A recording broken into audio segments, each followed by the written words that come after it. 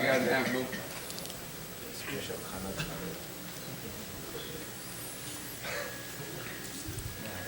خوشنودی امام زمانہ بلند ترسلوات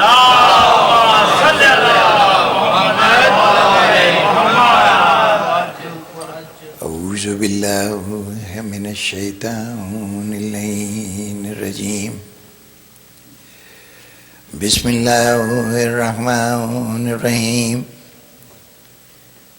الحمدللہ رب العالمین الصلاة والسلام علی اشرف الانبیاء والمرسلین وعلی آلہ وعترتہ واہل بیتہ الطیبین الطاہرین المعصومین صلوات اللہم صلی علی محمد وعلی محمد۔ سامعین گرامی قدر، علم کا سفر ذات رسالت سراپا علم ہے۔ ان کا کردار، ان کی شخصیت، ان کی زبان سے کہے ہوئے الفاظ، ان کا کیا ہوا ہر عمل، یہ وہ علم ہے جو ہماری ہدایت کا ذریعہ ہے اور انسان کو حیوان کی سطح سے بلند کر کے اشرف المخلوقات کا اسٹیٹس دلاتا ہے۔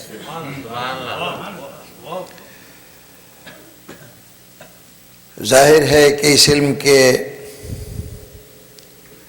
انسانیت تک منتقل ہونے کے راستے میں سب سے بڑی رکاوٹ وہ ذات ہوگی جس نے پہلے دن سے اللہ کو چیلنج کیا ہے کہ تیری اس مخلوق پر تیرا یہ اعتماد کہ یہ تیری نیابت، تیری جانشینی، تیری خلافت کا فریضہ سر انجام دے سکتا ہے، میں تیرے اس اعتماد کو غلط ثابت کروں گا۔ چنانچہ شیطان کی وہ ذات خود اس انسان کے ذہن میں یہ احساس دلاتی رہی کہ یہ تو خطاؤں کا پتلا ہے، اللہ نے اس کو اچھائی اور برائی دونوں سے ملا کے بنایا ہے، یہ ممکن ہی نہیں ہے کہ یہ اپنی زندگی میں صرف اور صرف اچھائی اختیار کر سکے۔ غلط فہمی کا شکار ہوتا رہا، انسان دھوکے میں آتا رہا۔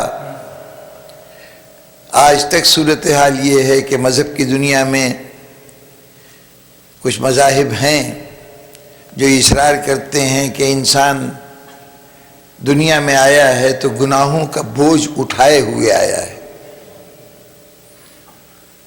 عیسائیت کا یہی کہنا، یہودیت کا یہی دعویٰ کہ بقول ان کے حضرت آدم سے ایک ایسی غلطی ہوئی تھی جس سے وہ خود بھی جنت سے نکالے گئے، اور اس کے ساتھ ساتھ ان کے عمل کا بوجھ ان کی نسل پر مستقل طور پر موجود ہے۔ یہ تو حضرت عیسیٰ نے قربانی دی، خدا کے بیٹے نے بے جرم و خطا صلیب پر چڑھ کر اس بوجھ کو ہلکا کرنے کے لیے کفارہ ادا کیا تو انسان کی بخشش کی صورت پیدا ہوئی، ورنہ انسان کبھی بھی نہ بخشا جاتا۔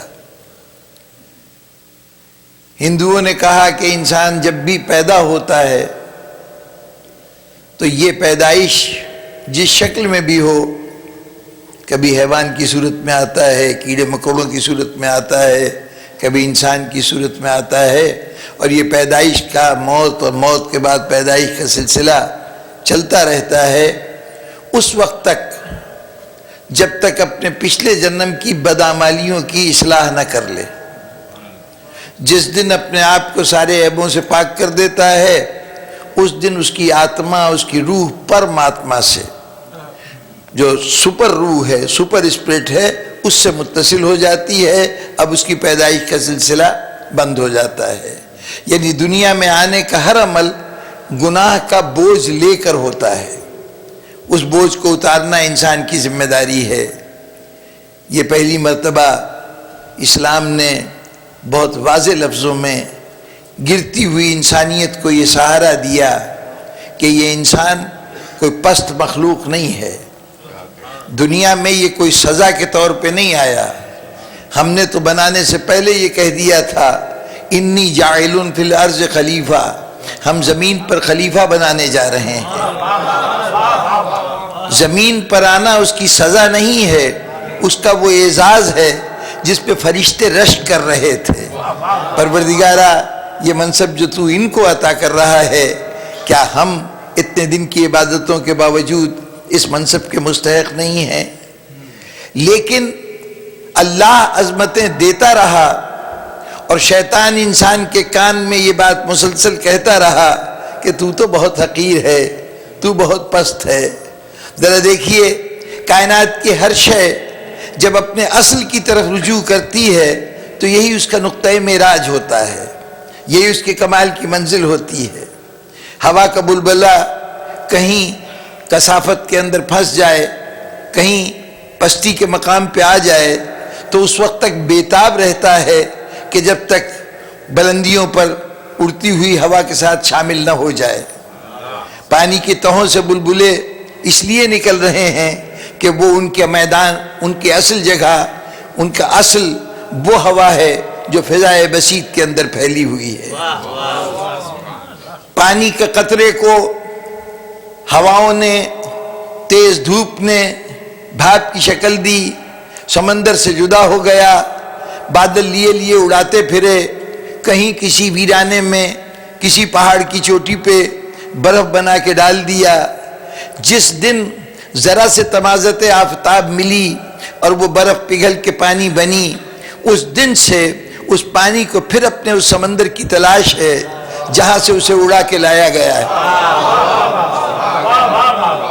چٹانوں سے سر ٹکراتا ہوا، گھاٹیوں سے گزرتا ہوا، میدانوں سے چلتا ہوا، نہ معلوم کتنے جتن کر کے جس دن سمندر میں جا کے اترتا ہے اس دن اس کو سکون آتا ہے. ہر شے اپنی اصل کی طرف پہنچ کر ہی سکون و راحت محسوس کرتی ہے. یہ واحد انسان ہے کہ جس کی کیفیت یہ ہے کہ اسے سب سے زیادہ خوف آتا ہے یا سب سے زیادہ ناپسندیدہ چیز ہے تو وہ اصل جس سے اس کا وجود ہے. خاک سے بنا تھا نا، تو اس کے نزدیک سب سے حقیر خاک ہے. اس خاک سے گریزاں ہے، نہ اس خاک میں جانے کے لیے تیار، نہ اس خاک میں ملنے کے لیے تیار، نہ اس خاک سے اپنا ربط قائم کرنے کے لیے تیار. فرش خاک آواز دے تو درمیان میں کوئی نہ کوئی حد فاصل بچھا لیتا ہے، تب قدم رکھتا ہے. اس مرحلے پر زبان قدرت نے صدا دی کہ آؤ دیکھو، اگر تم اپنی عظمت کو دیکھنا چاہتے ہو تو تمہاری عظمت ہواؤں میں نہیں ہے، فضاؤں میں نہیں ہے، اس خاک میں ہے جو تمہاری اصل ہے. اس لیے میری بارگاہ میں عبادت کے لیے آؤ گے تو نقطۂ معراج وہ مرحلہ ہوگا جب تمہارا سر خاک پہ رکھا ہوا ہوگا. اور اب شیطان کی شیطانیت کا اندازہ اس سے لگائیے کہ آج انسان کو اللہ نے بتایا کہ تمہاری عبادتوں میں سارا عمل ہمارے لیے ہے، لیکن وہ عمل کہ جب تمہارا خاک سے قریب ترین ربط ہوتا ہے ہم اس کو صرف اپنی ذات سے مخصوص کرتے ہیں. اب سر جھکانا خاک پر تو کسی غیر کے سامنے نہیں، صرف میرے سامنے جھکانا. لیکن اس مرحلے پر جنہیں شیطان کی پڑھائے ہوئے اس سبق کے نتیجے میں خاک سے نفرت پیدا ہو گئی ہے، وہ سب کچھ کرنے کے لیے تیار ہیں، خاک پر سجدہ کرنے کے لیے تیار ہیں.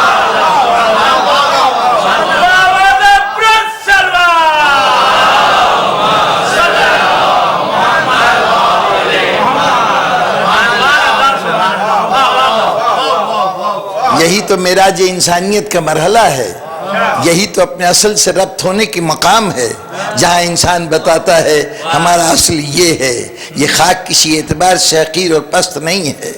بہرطور اسی انسان کے عظمت کا احساس دلانے کے لیے اللہ نے وہ کامل شخصیتیں دنیا میں بھیجیں جو ہر اعتبار سے کمال انسانیت کا مظاہرہ تھے۔ انسان نے کوشش کی کہ اس کے اندر ان میں عیب تلاش کرنا شروع کرے۔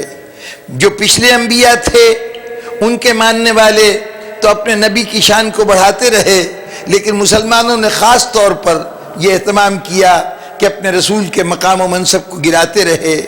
وہ جو پوری انسانیت کو عظمت انسانی کا مقام دکھانے کے لیے آیا تھا، اس کے لیے انسان نے کہنا شروع کیا یہ تو ہماری طرح انسان ہے، خطائیں ہو جاتی ہیں، کوتاہی ہو جاتی ہیں۔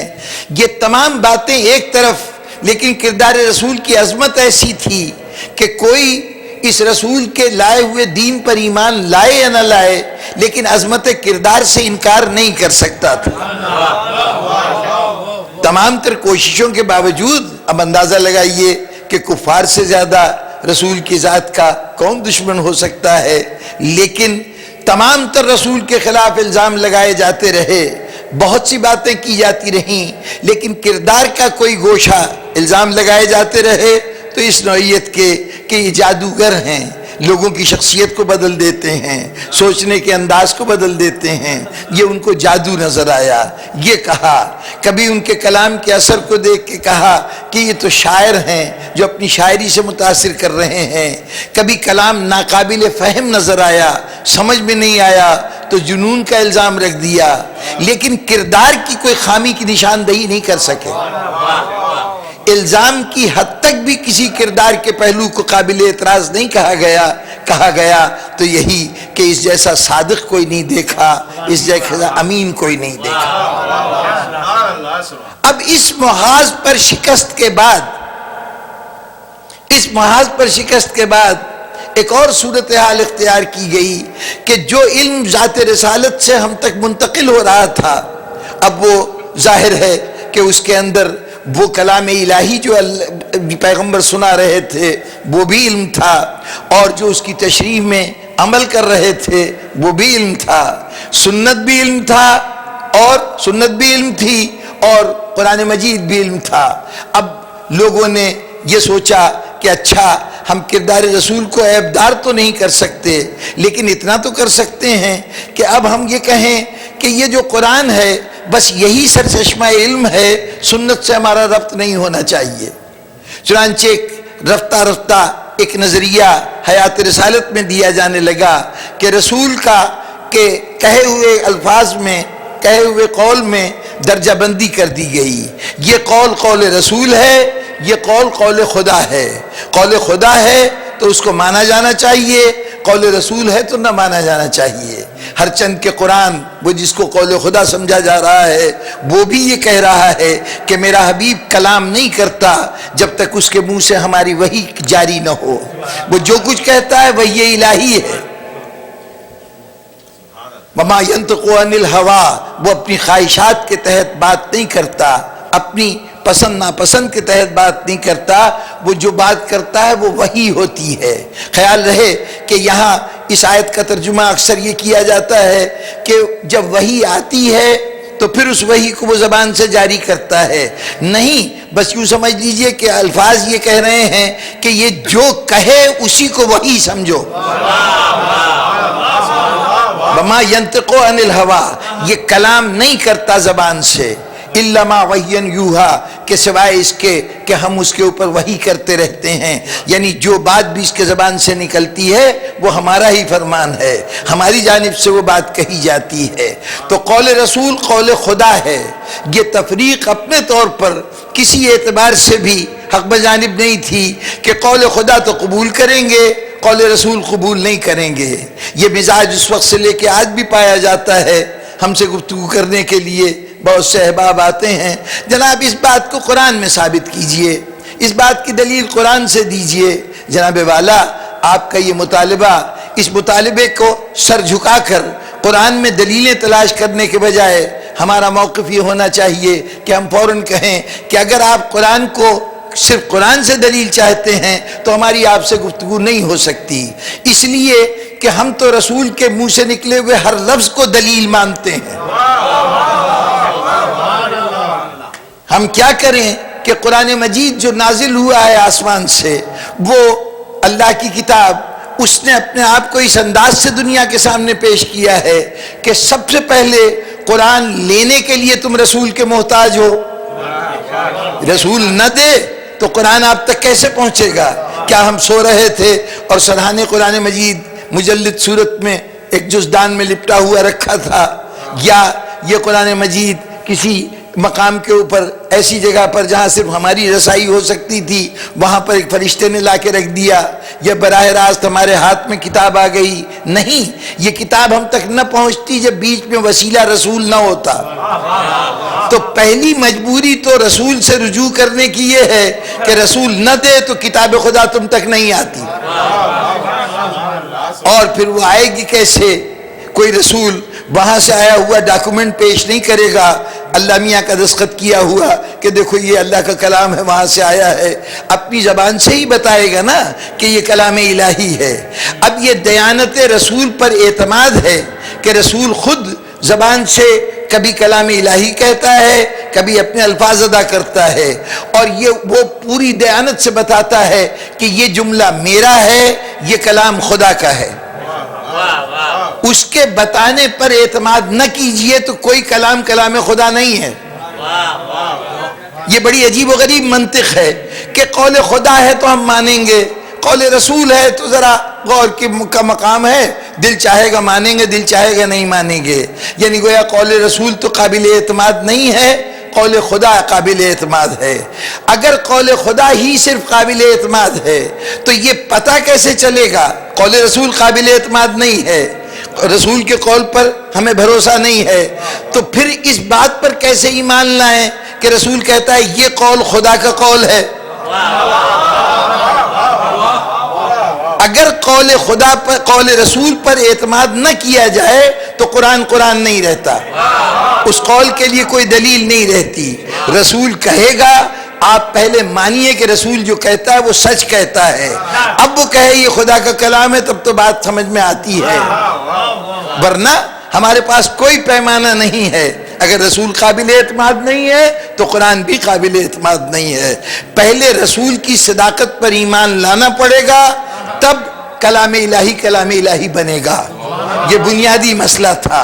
پھر اس پہلے مرحلے سے آگے بڑھے، قرآن آ گیا، رسول نے پہنچا دیا، اب تو مسلمان خوش ہو گیا کہ اب تو کتاب الہی آ گئی، اللہ کو جو کچھ فرمانا تھا، ہم سے جو کچھ پیغام دینا تھا وہ پیغام دے دیا، جو فرمانا تھا فرما چکا، اب تو ہم مالک ہو گئے، اب تو ہم رسول سے آزاد ہیں، اب تو رسول کی ضرورت نہیں ہے۔ تو قرآن نے کہا بسم اللہ، ذرا سے مجھے پڑھنا شروع کرو۔ احکامات قرآن میں جگہ جگہ بیان کیے گئے تھے۔ دیکھیے قرآن مجید میں لفظ ہیں، حروف ہیں، لیٹرز ہیں، وہ لیٹرز آگے بڑھ کر لفظ بنتے ہیں، وہ لفظ آگے بڑھ کے جملے بنتے ہیں۔ یہ 3 سٹیجز ہیں کہ قرآن میں صرف حروف ہیں، قرآن میں ان حروف سے مل کر الفاظ بھی بنتے ہیں اور ان الفاظ سے مل کر جملے بھی بنتے ہیں۔ اب صورت احوال یہ ہے کہ جب حروف کی منزل ہے تو حروف کی منزل پر یہ انگریزی کے ABCD ہو یا عربی کا الف با تا ہو، یہ سب اپنے طور پر کوئی معنی نہیں رکھتے، یہ صرف ایک ساؤنڈ ہے، ایک آواز ہے، اس آواز کے مختلف پیٹرنز کو آپ مختلف انداز سے، کسی کو الف کہتے ہیں ایک آواز کو، کسی کو با کہتے ہیں، کسی کو تا کہتے ہیں، سا کہتے ہیں، تو یہ مختلف ساؤنڈز ہیں جس کے لیے یہ لفظ مقرر کیے گئے ہیں، خود تو اپنے طور پر کوئی معنی بظاہر نہیں رکھتے۔ اگر یہ الفاظ معنی نہیں رکھتے، صرف ساؤنڈ ہیں، تو کیا یہ ممکن ہے کہ ایک لفظ کی جگہ دوسرا لفظ کہہ دیا جائے، ایک حرف کی جگہ دوسرا حرف استعمال کر لیا جائے؟ اولاً حرف سے کوئی گفتگو ہو ہی نہیں سکتی، صرف حرف، صرف ساؤنڈ ہے نا، یہ تو کوئی معنی نہیں رکھتے۔ اب قرآن ابھی شروع ہی کیا تھا، سورہ الحمد بڑی مشکل سے ختم کی تو فوراً سورہ بقرہ آ گئی، پہلا لفظ ہی آیا الف لام میم۔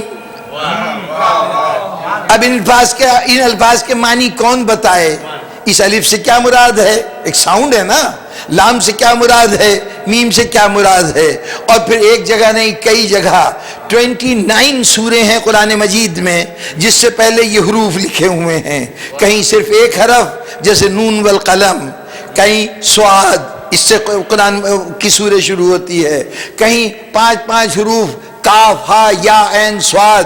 سورہ مریم سے پہلے یہ حروف کی تعداد ہے جو سب سے زیادہ ہے. تو غرض یہ حروف ہیں خالی، ان حروف کے مطلب ہم نہیں سمجھ سکتے جب تک بتانے والا نہ بتائے کہ ان الفاظ سے کیا مراد ہے. جو کچھ بھی مراد ہو یہ وہی بتا سکتا ہے جس کی زبان سے یہ الفاظ ہم سن رہے ہیں. یہ پہلا مرحلہ تھا. پہلے قرآن لینے میں دشواری ہے، رسول کے بغیر قرآن نہیں مل سکا. قرآن مل گیا تو سب سے پہلے ہی جو الفاظ سامنے آئے اس کے معنی سمجھ میں نہیں آئے. اس کے بعد اس کے اندر حروف آنا شروع ہوئے.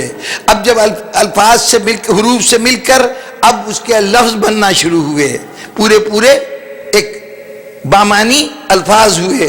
ان الفاظ کے معنی تو ڈکشنری میں دیکھ لیے، لیکن ڈکشنری میں دیکھے ہوئے معنی سے کوئی نتیجہ سمجھ میں نہیں آیا. اگر قرآن مجید میں لفظ صلاۃ آیا نماز کے لیے، جس کا ترجمہ آپ نماز کرتے ہیں، صاد لام واو تے کا لفظ آیا، واو پہ الف ہے اس لیے، لام پہ الف ہے اس لیے صلاۃ کہلاتا ہے. اب یہ صلاۃ کا لفظ آیا، ڈکشنری میں دیکھا اس کے معنی تھے دعا کرنا. صوم کا لفظ آیا رک جانا. زکوٰۃ کا مطلب آیا پاک کرنا. حج کا مطلب آیا سفر کرنا. لیکن اب جب یہ الفاظ کے یہ معنی ہم نے ڈکشنری میں دیکھے تو نہ ڈکشنری نے صلاۃ کے حقیقی معنی بتائے، نہ صوم کے حقیقی معنی بتائے، نہ زکوٰۃ کے جو معنی نظر آ رہے تھے ڈکشنری کے وہ حقیقی معنی تھے، یعنی کم از کم اسلام جو معنی مراد لے رہا تھا. پھر رسول سے پوچھنا پڑا، رسول بتائیے یہ صلاۃ کیا ہوتی ہے، یہ زکوٰۃ کیا ہوتی ہے، یہ صوم کیا ہے. پھر محتاج ہیں رسول کے، پھر محتاج ہیں رسول کے. اور ایک سے زیادہ ایسے کتنے مقامات ہیں جہاں پوری گفتگو ہو جاتی ہے اور پتہ نہیں چلتا کہ اس گفتگو سے مراد کیا ہے جب تک رسول نہ بتائے. آج تو مسلمان بڑے زور شور سے کہتے ہیں کہ انما یرید اللہ لیذھب عنکم الرجس اہل البیت ویطہرکم تطہیرا. یہ آیت تطہیر نازل ہوئی.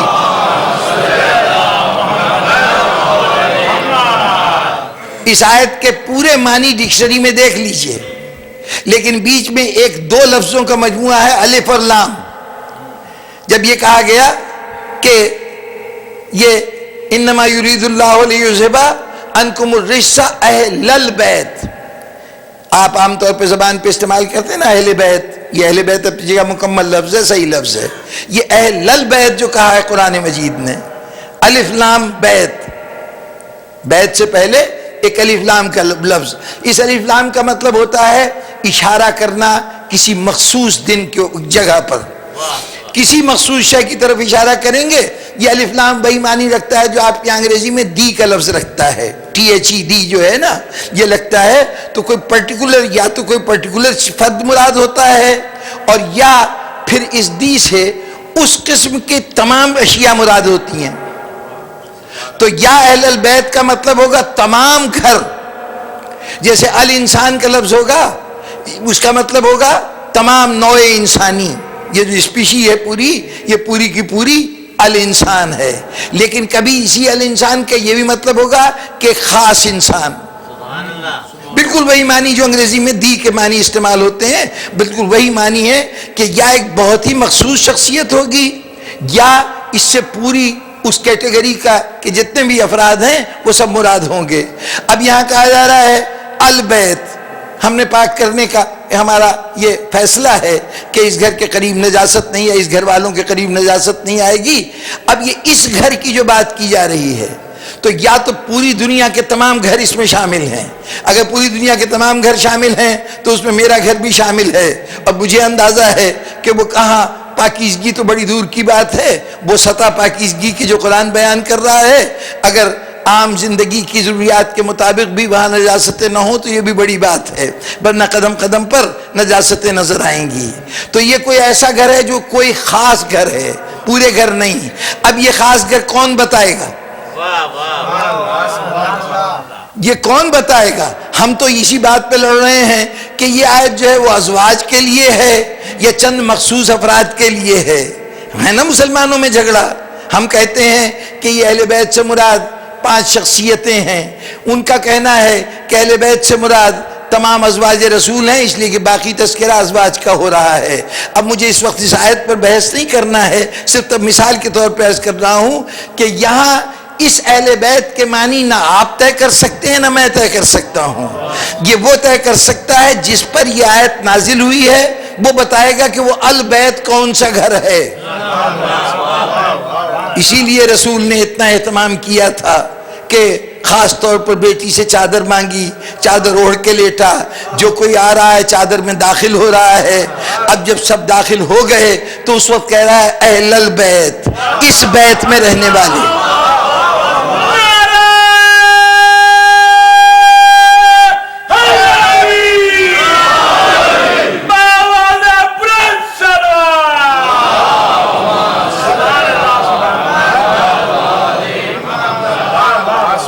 اور یہ قول رسول کی تقویت کے لیے اللہ نے جبرائیل کو بھی بھیجا. جبرائیل بھی آیا ہے. کون جبرائیل؟ رسول اگر مسجد میں ہو تو وہاں آ جاتا ہے، رسول اگر گھر میں ہو تو وہاں آ جاتا ہے، رسول غار میں مصروف عبادت ہو تو وہاں پہاڑوں کے سینے کو چیر کر رسول تک پہنچ جاتا ہے. کوئی راستے میں رکاوٹ نہیں ہے، کوئی دیوار نہیں ہے، کوئی پردہ نہیں ہے. آج رسول ایک پتلی سی چادر اوڑھ کے لیٹے ہیں تو جبرائیل ادب سے باہر کھڑا ہوا ہے، کیا مجھے اندر آنے کی اجازت ہے؟ غور فرمائیے، اس سے پہلے کبھی جبرائیل نے اجازت مانگی ہے؟ غار حرا میں جب آیا تھا تو اجازت لے کے آیا تھا. اتنی مرتبہ اللہ کا پیغام پہنچایا ہے تو کیا اجازت لے کے پہنچایا ہے؟ یہاں اجازت کیوں؟ صرف اس لیے کہ رسول نے اس چادر کو گھر قرار دیا ہے. قرآن نے کہا ہے رسول کے گھر میں بغیر اجازت کے داخل نہ ہونا.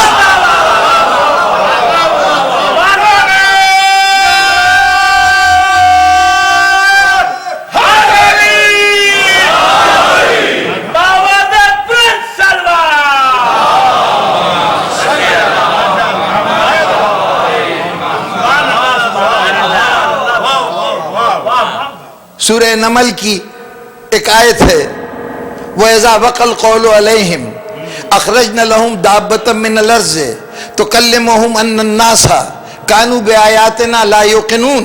لفظی ترجمہ کر دوں کہ اللہ کا قول ان پر پورا ہوا. وَإِذَا وَقَ الْقَوْلُ عَلَيْهِمْ، ان کے اوپر اللہ کا قول واقع ہو گیا، پورا ہو گیا. تو کیا ہوا؟ أَخْرَجْنَا لَهُمْ دَابَّةً مِّنَ الْأَرْضِ، ایک دابہ. اب یہ دابہ کے معنی بھی بڑا مشکل ہے کہ کیا ترجمہ کروں. 14 جگہ قرآن مجید میں آیا ہے، 14 مقامات پر اس کے معنی مختلف ہیں. دابہ چوپائے کو بھی کہتے ہیں، دابہ کیڑے مکوڑوں کو بھی کہتے ہیں، دابہ انسان کے لیے بھی استعمال ہوتا ہے.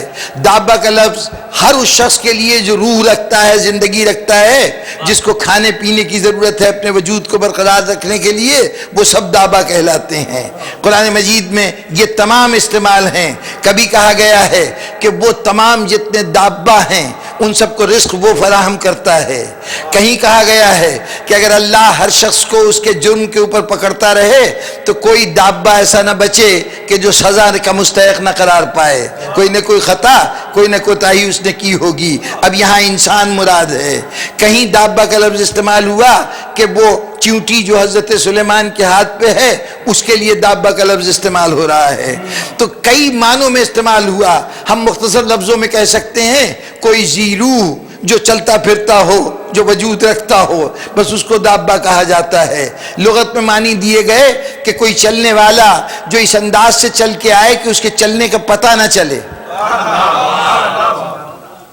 جس کے چلنے کا پتہ نہ چلے اس کو دابہ کہتے ہیں. یعنی جو سرسراتا ہوا اچانک نمودار ہو جائے وہ اس کو دابہ کہتے ہیں. چنانچہ سانپ کے لیے بھی لفظ استعمال ہوتا ہے. اب قرآن انسان سے لے کے حیوان تک، حشرات الارض تک اس لفظ کو استعمال کر رہا ہے. ہمیں نہیں معلوم کہ یہاں پر کن معنوں میں استعمال ہوا ہے. کہا گیا ہے کہ اس وقت جب اللہ کا قول اس پہ پورا ہو جائے گا تو اخرجنا لہم دابۃ من الارض، تو زمین سے ایک خارج ہوگا دابہ، زمین کے اندر سے ایک دابہ خارج ہوگا اور کیا کہے گا؟ وہ انسانوں سے کلام کرے گا، وہ لوگوں سے کلام کرے گا، اور کلام میں کیا کہے گا؟ تم اللہ کی نشانیوں پہ یقین نہیں رکھتے تھے۔ اب ذرا غور فرمائیے، یہ آیت کا لفظی ترجمہ ہے، کسی کے پاس ترجمہ لے جائیے، کہیں ذرا یہ بتائیے تو صحیح کہ اس میں کیا بات کہی جا رہی ہے۔ وہ قول کون سا ہے جو انسان پہ پورا ہوا؟ وہ جو زمین سے خارج ہونا ہے۔ اس خارج ہونے کا کیا مطلب ہے؟ یہ خارج ہونے والے وجود کا نام دابہ ہے، تو اس دابہ سے کیا مراد ہے؟ وہ آ کے لوگوں سے کلام کر رہا ہے، یہ کون سی خاص بات ہے؟ اگر لوگوں کے پاس کوئی آئے گا تو کلام کرے گا، تو ایسی کون سی خاص بات ہے کہ قرآن کہے کہ وہ آ کے لوگوں سے کلام کرتا ہے؟ اور جب کلام کرتا ہے تو اس میں کلام کیا کرتا ہے؟ بات کرتا ہے، تو کیا بات کرتا ہے؟ بات یہ کرتا ہے کہ تم اللہ کی نشانیوں پہ یقین نہیں رکھتے تھے۔ اب اس آیت کا کسی بڑے سے بڑے عالم کے پاس لے جائیے، اس سے کہیے خبردار کسی اور سے نہ پوچھنا، ڈکشنریاں موجود ہیں، اس میں سے اس کے مطلب دیکھتے جاؤ اور اس آیت کا مفہوم سمجھا دو۔ یا تو سمجھ لو کہ قرآن مجید نعوذ باللہ بے معنی باتیں کرتا ہے، اور اگر کوئی معنی ہے تم بتا سکتے ہو تو بتا دو۔ وہ جو کہتے ہیں حدیث کی بات نہ کرو، قرآن سے دلیل لاؤ، تو پہلے قرآن کو سمجھاؤ تو صحیح کہ قرآن کہہ کیا رہا ہے۔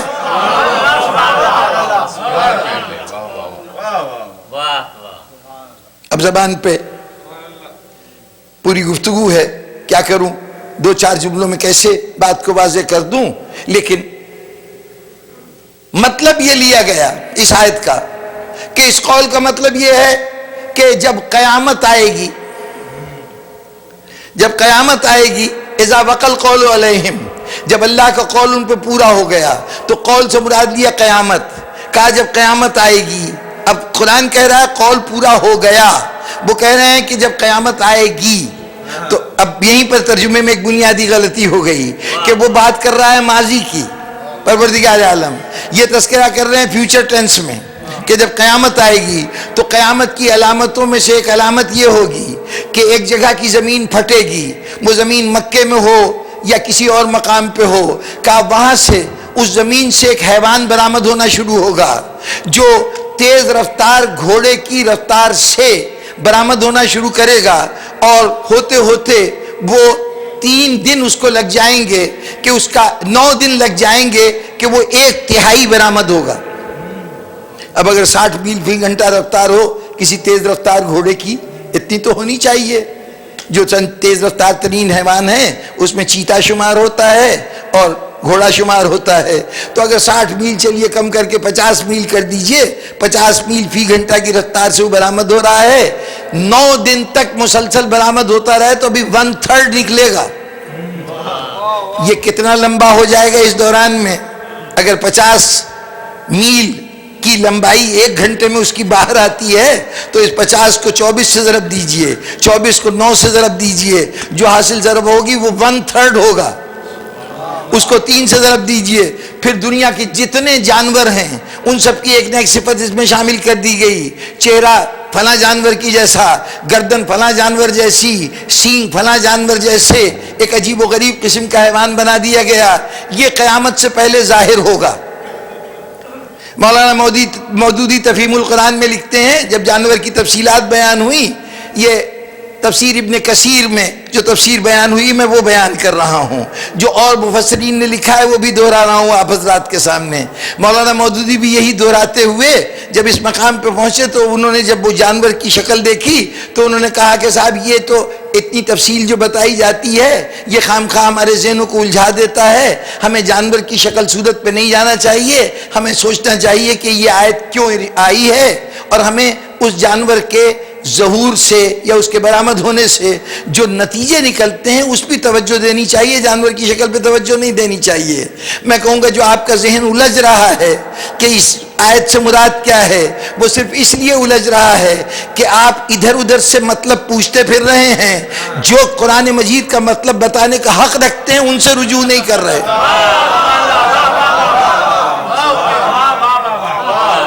انہوں نے کہا وہ جانور آئے گا، اس کے ایک ہاتھ میں عصائے موسیٰ ہوگا، دوسرے ہاتھ میں حضرت سلیمان کی انگشتری ہوگی. وہ اپنے اس ڈنڈے اور اس انگوٹھی کی مدد سے ہر ایک کے ماتھے کے اوپر یا ہر ایک کے وجود پر ضرب لگاتا جائے گا، اور اس طرح سے اس کے ماتھوں پہ لکھا جائے گا یہ مومن ہے، یہ کافر ہے. پھر یہ شناخت اتنی نمایاں ہو جائے گی کہ لوگ پہچان دور سے دیکھ لیں گے کہ وہ مومن آ رہا ہے، وہ منافق آ رہا ہے. پھر لوگوں کو ایک دوسرے کا نام لے کے نہیں پکارا جائے گا، بلکہ یہ کہہ کے پکارا جائے گا بھائی مومن ذرا بات سننا، اور اے کافر ذرا دور ہو جا. اس طرح سے نام لکھا جائے گا. در توبہ بند ہو جائے گا اور اس کے بعد قیامت آ جائے گی. وہ اذا وقع القول علیہم، ان پہ قول پورا ہوا، یعنی قیامت آنے والی ہوئی تو اخرجنا لہم دابۃ من الارض، تو زمین سے ایک جانور ظاہر ہوا. تکلم ناسا، لوگوں سے کلام کیا. اور کلام کیا ہے کہ تم اللہ کی نشانیوں پہ یقین نہیں رکھتے تھے. وہ نشانیاں کیا ہیں؟ یہ حضرت موسیٰ کا ایسا ہے، یہ مہر ہے جس سے وہ کفر اور نفاق کا، کفر اور اسلام ایمان کا فیصلہ کرتا جا رہا ہے. اب اتنی وضاحتوں کے بعد بھی اب بتائیے کیا مطلب ہوا اس آیت کا؟ کوئی مطلب نکلتا ہے؟ نہیں نکلتا. اس لیے کہ یہ مطلب آپ نکالنے کی کوشش کر رہے ہیں. اس مطلب کے لیے قرآن سے رجوع کیجئے جو آپ کو بتائے گا، اللہ کا رسول بتائے گا کہ قرآن میں جب دابہ انما اس طرح سے استعمال ہو تو اے علی دابۃ الارض تم ہو.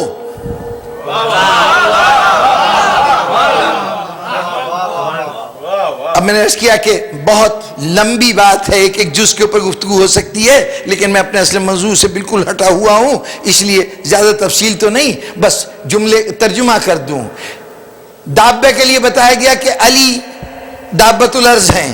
ابھی اس پہلو کو ایک طرف رکھیے، صرف یہ طے کر لیے اذا وقع القول علیہم، جب ان کے اوپر قول پورا ہو گیا، نسل انسانی پر اللہ کا قول پورا ہو گیا. تو یہ قول پورا ہوا، اگر اس سے مراد قیامت لیں تو قیامت تو ایک نسل کے سامنے جو اس وقت موجود ہوگی اس کے سامنے آئے گی. اگر ان کے سامنے یہ غیر معمولی جانور نازل ہوا اور اس ظاہر ہوا اور اس نے ایک ایک کے ماتھے پہ مہر لگائی کہ یہ کافر ہے، یہ مومن ہے، تو وہ ستار العیوب جو آدم سے لے کے قیامت تک ہمارے کفر اور ایمان پہ پردہ ڈالتا رہا، بڑے بڑے منافق آئے، اپنے کفر کو چھپائے ہوئے آئے، اللہ نے زحمت نہیں کی کہ ان کے نفاق کو ظاہر کرے، ان کے کفر کو ظاہر کرے. چنانچہ کافر تھے، کفر کو چھپا کے دامن اسلام میں آئے، اور مسلمانوں نے ان کو امیر المومنین بھی مان لیا. لیکن تو نے ان کا پردہ فاش نہیں کیا، ان کی بات حقیقت کو ظاہر نہیں ہونے دیا. یہ آخری نسل جو قیامت کے بالکل ساتھ ہوگی، ان بیچاروں کا کیا قصور ہے کہ باقاعدہ ایک مہر لے کے آئے اور کافر کے اوپر کافر کی مہر لگا دے، مومن پہ مومن کی مہر لگا دے، اور یہ پہچان اتنی واضح ہو کہ کافر اپنے کفر کو نہ چھپا سکے، ایمان کو اپنے اعلان کرنے کی ضرورت نہ ہو، دنیا جان جائے یہ کون ہیں. تو جناب والا یہ سمجھ میں یہ ایسا نہیں ہو سکتا کہ یہ صرف کسی قیامت کا تذکرہ ہو. یہ کوئی ایسا قول ہے کہ ہر انسان کے اوپر الگ الگ نافذ ہوتا ہے، وہ قول ہر انسان پہ پورا ہوتا ہے. تو پھر قیامت کا انتظار کیوں؟ ایک قول ایسا ہمارے علم میں ہے جو ہر انسان پہ پورا ہوتا ہے، اور وہ قول کون سا ہے؟ کل نفس ذائقۃ الموت، دنیا میں جو بھی آیا ہے اسے موت کا ذائقہ چکھنا ہے. یہ قول ہے اللہ کا. جب کسی فرد پر یہ قول پورا ہوتا ہے تو اس جملے کا مطلب میں یہ کیوں نہ سمجھوں کہ ارشاد ہو رہا ہے کہ جب یہ انسان مر جاتا ہے، جب موت آتی ہے، اذا وقع القول علیہم، جب موت آتی ہے تو اب ارشاد ہوتا ہے اخرجنا لہم دابۃ من الارض، تو زمین میں اب جب دفن ہو جاتا ہے تو زمین سے ایک وجود ظاہر ہوتا ہے، خارج ہوتا ہے. یہ خارج ہونے کا لفظ بتا رہا ہے کہ کوئی زمین میں ایسی جگہ ہے جہاں جانے کے لیے کوئی راستہ نہیں ہے. اگر راستہ ہوتا تو چل کے آتا. خارج ہونے کا مطلب ہی یہ ہے.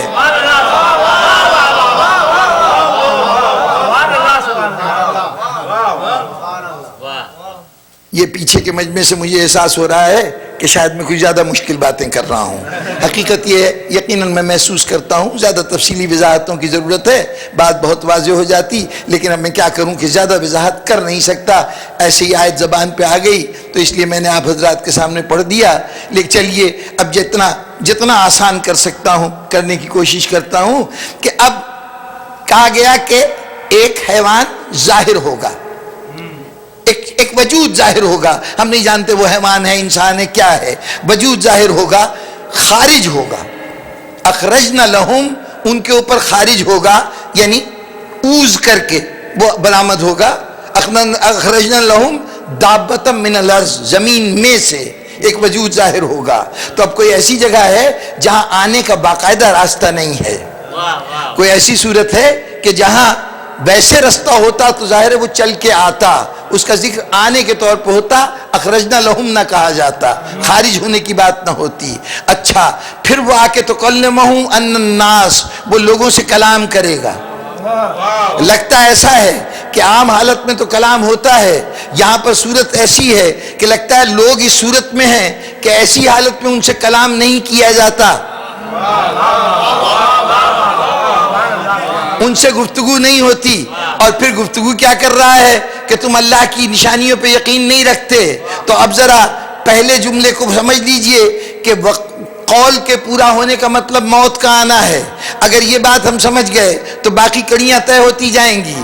قول پورا ہوا یعنی موت آ گئی، اب اس کے بعد کی تفصیلات چھوڑ دی گئیں. صرف یہ کہا گیا اخرجنا لہم دابۃ من الارض، زمین سے ایک وجود خارج ہوا، یعنی مرنے والا ایک ایسے مقام پہ پہنچایا جا چکا ہے جہاں پر اب کوئی راستہ نہیں ہے، وہاں پر بند جگہ زمین میں موجود ہے، وہ یعنی قبر میں اتارا جا چکا ہے. اس قبر میں اترنے کے بعد قبر کی دیواریں شگافتہ ہوئیں، کوئی وجود ظاہر ہوا.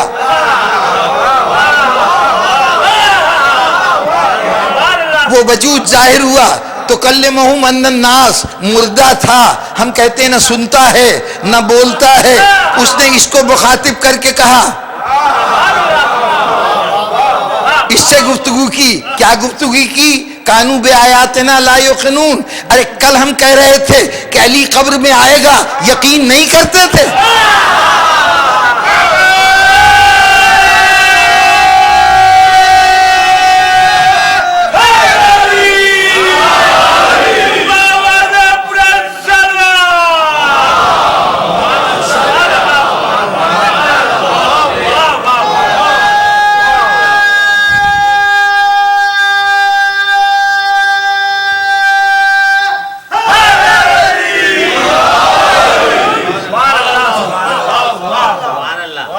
قرآن مجید کی آیتوں کے مطلب نہیں نکلتے ڈکشنری سے، پھر رسول سے رجوع کیجئے. ایک بہت بڑے عالم کا جملہ، علامہ سید العلماء علامہ علی نقی صاحب نے ایک جملہ کہا تھا، اور وہ جملہ میری گفتگو کو ختم کر دے گا، کہ قرآن اس سنت میں نازل ہوا ہے. قرآن کے نزول کی ٹیکنیک یہ ہے کہ کبھی مسلمان یہ سمجھنے نہ پائے کہ قرآن کافی ہے.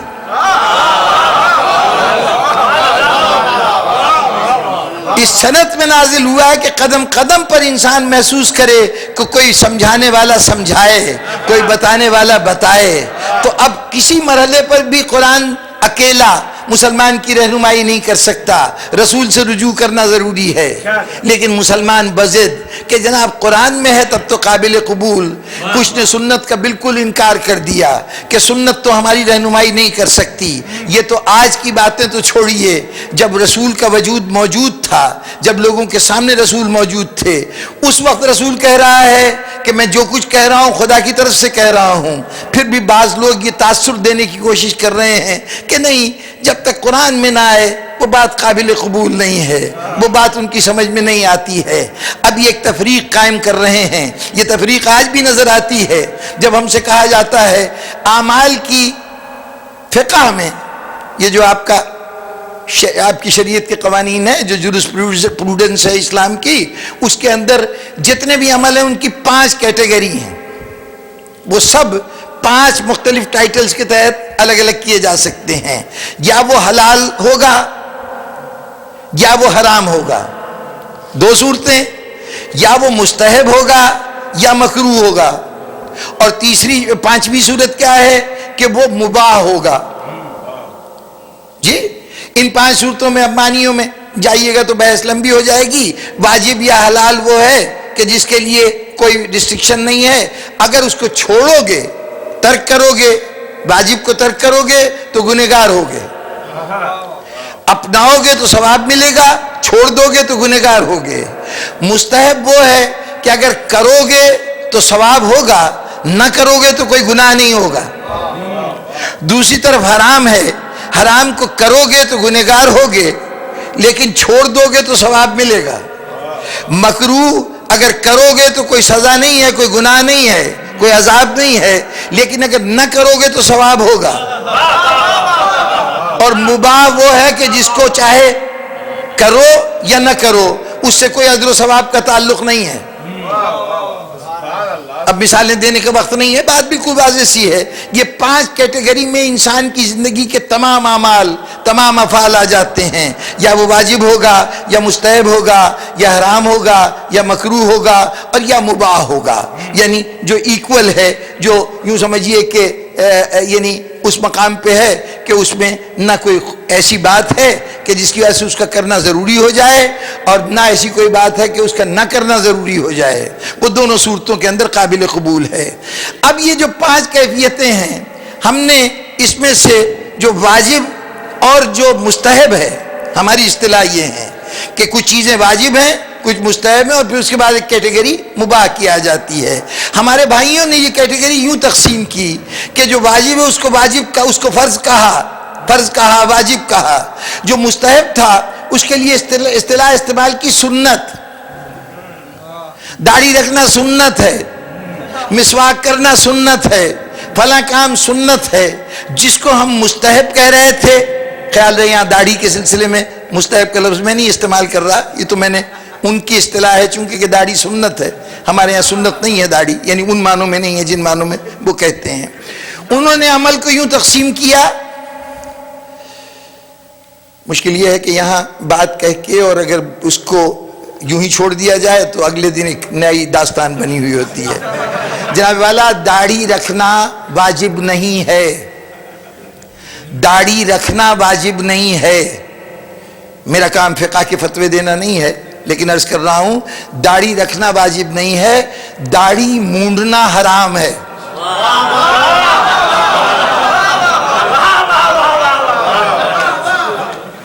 سمجھ گئے جناب؟ رکھنا واجب نہیں ہے. بہت سے اللہ کے بندے ایسے ہوتے ہیں کہ جن کے چہرے کے اوپر بال نہیں اگتے، تو اب وہ اس واجب کو کیسے پورا کریں؟ شریعت نے وہ چیز ڈیمانڈ نہیں کی جو آپ کے اختیار میں نہیں ہے. ہاں داڑھی کو صاف کرنے کا عمل ہمارے اختیار میں ہے، تو اب اس کو اس طرح سے داڑھی کو صاف کرنا کہ وہ چہرے سے داڑھی کا وجود بالکل ختم ہو جائے، اس کے نشانات تک مٹ جائیں، یہ حرام ہے. داڑھی موننا حرام ہے، رکھنا واجب نہیں ہے. اچھا یہ تو ہمارے یہاں کی شرعی صورتحال ہے، یہ ویسی ضمناً کہہ دیا. ان کے ہاں کہا جاتا ہے یہ سنت ہے. اچھا اب سنت ہے تو کیا مطلب ہے؟ واجب ہے تو ضرور کرنا ہے، فرض ہے تو ضرور کرنا ہے. سنت ہے تو دل چاہے کرو، دل چاہے نہ کرو. کرو گے تو ثواب ہوگا، اچھی بات ہوگی، نہیں کرو گے تو کوئی پکڑ نہیں ہے. اعمال کو یوں تقسیم کرنا کہ واجب تو وہ ہے جس کو کرنا لازمی ہے، اور جب سنت کی بات آئے تو چاہے کرو چاہے نہ کرو.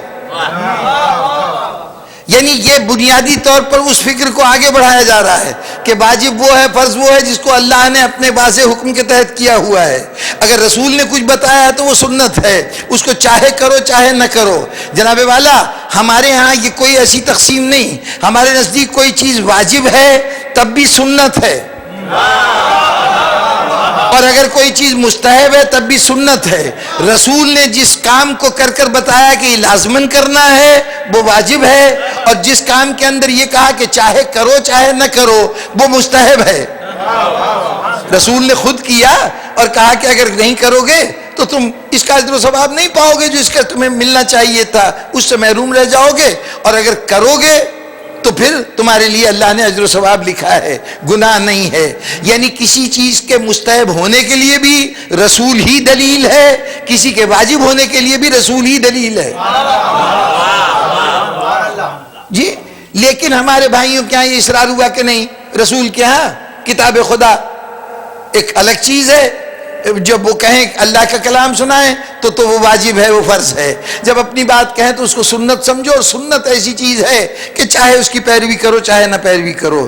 یہ سنت کو حقیر کرنے کے لیے تقسیم کی گئی ہے، یہ نامنکلیچر جو ہے، یہ جو نام دیے گئے ہیں صرف سنت کو حقیر کرنے کے لیے کیے گئے ہیں۔ یہ کس جذبے کا اظہار ہے؟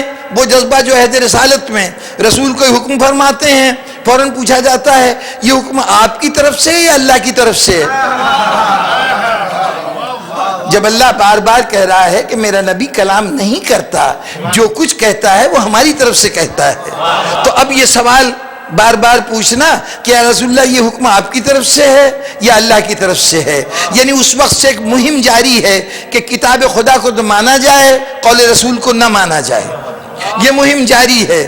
ہوتے ہوتے ایک مرحلہ آیا کہ جہاں رسول نے ایک ایسا قول کہہ دیا کہ جتنے یہ ساری کاوشیں اور کوششیں تھیں وہ سارا قلعہ گر پڑا اس ایک قول کی وجہ سے۔ یہ رسول کے خلاف جو جتنی منصوبہ بندیاں ہو رہی تھیں وہ سب کسی کوئی نہ کوئی فائدہ ہوتا ہے، انسان اس کے لیے تگ و دو کرتا ہے۔ ان کے پیش نظر بھی تھا کہ رسول نے اب اتنے مضبوط ہو گئے ہیں، اتنی بڑی سلطنت بن گئی ہے، اتنے لوگ ان کے فالوور ہو گئے ہیں، تو کیوں نہ ہم اس سے فائدہ اٹھائیں، اس منصب کو حاصل کریں۔ وہ رسول نے ایک دن مجمع عام میں کھڑے ہو کے تمام لوگوں کو روک کے، جتنے اس وقت تک دنیا میں اسلام کے لوگ تھے ان سب کو جمع کر کے ایک اعلان کر دیا کہ کل تک تم اگر مجھے اپنا مولا سمجھتے تھے، اپنا آقا سمجھتے تھے، تو اب آئندہ جس کا مولا میں ہوں اس کا مولا یہ ہے۔ ولایت علی کا اعلان ہوا۔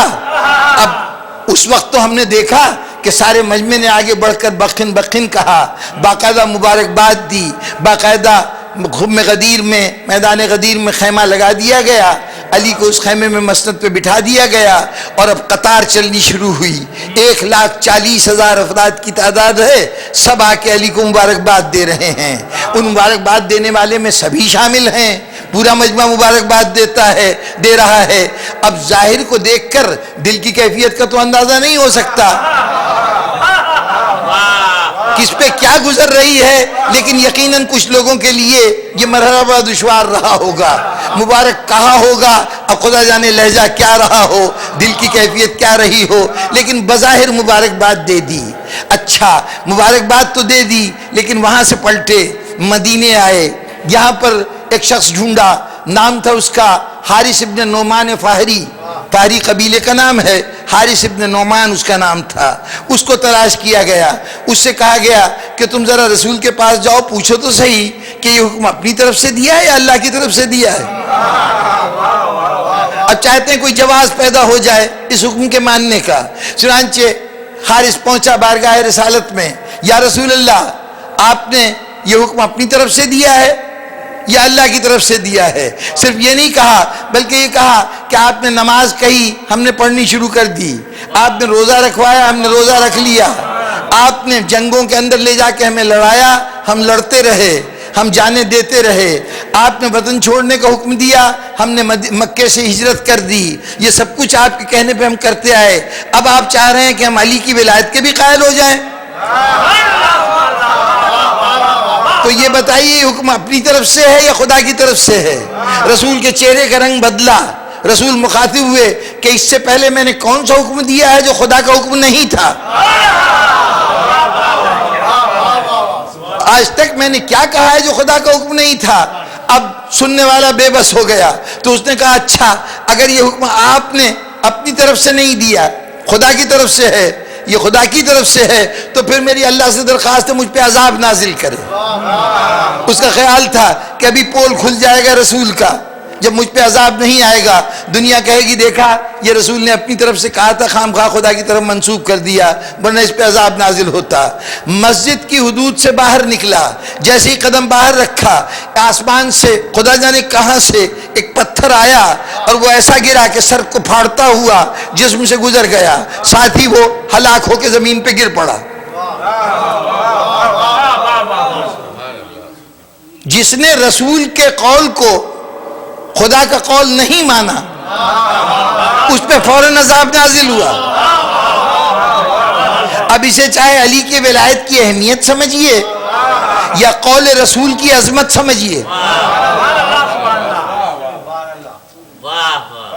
ایک ایسی صورتحال، اتفاق سے یہ نام جو ہے نا حارث ابن نعمان، تو یہ حارث کا لفظ ایک مرتبہ اور بھی ہمیں تاریخ میں نظر آتا ہے ذرا نمایاں طور پہ۔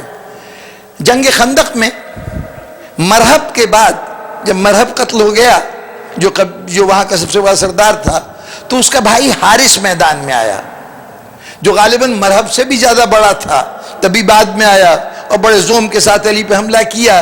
علی نے جواب دیا اور جواب میں اس وہی انجام ہوا جو مرہب کا ہوا تھا۔ وہاں حارث مارا گیا، وہ بھی علی سے لڑنے آیا تھا، یہاں بھی علی کے خلاف آیا ہے تو اللہ کا عذاب نازل ہوا۔ وہاں پر علی نے اس کو مارا، یہاں پر اللہ نے براہ راست مارا۔ یہ امتیاز کیوں، یہ فرق کیوں؟ تو پتہ چلا کہ وہ جو حارث آیا تھا میدان میں وہ علی کا دشمن نہیں تھا، اسے علی سے اختلاف نہیں تھا، اس کا جھگڑا تو اللہ سے تھا۔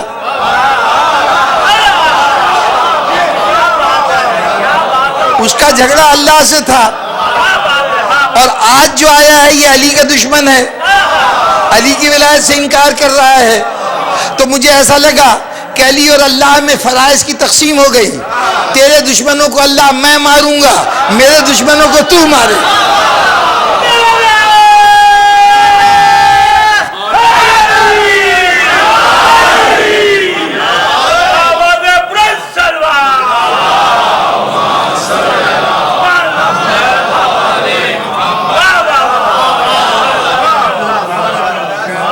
سامعین محترم، بات ادھوری رہ جائے گی۔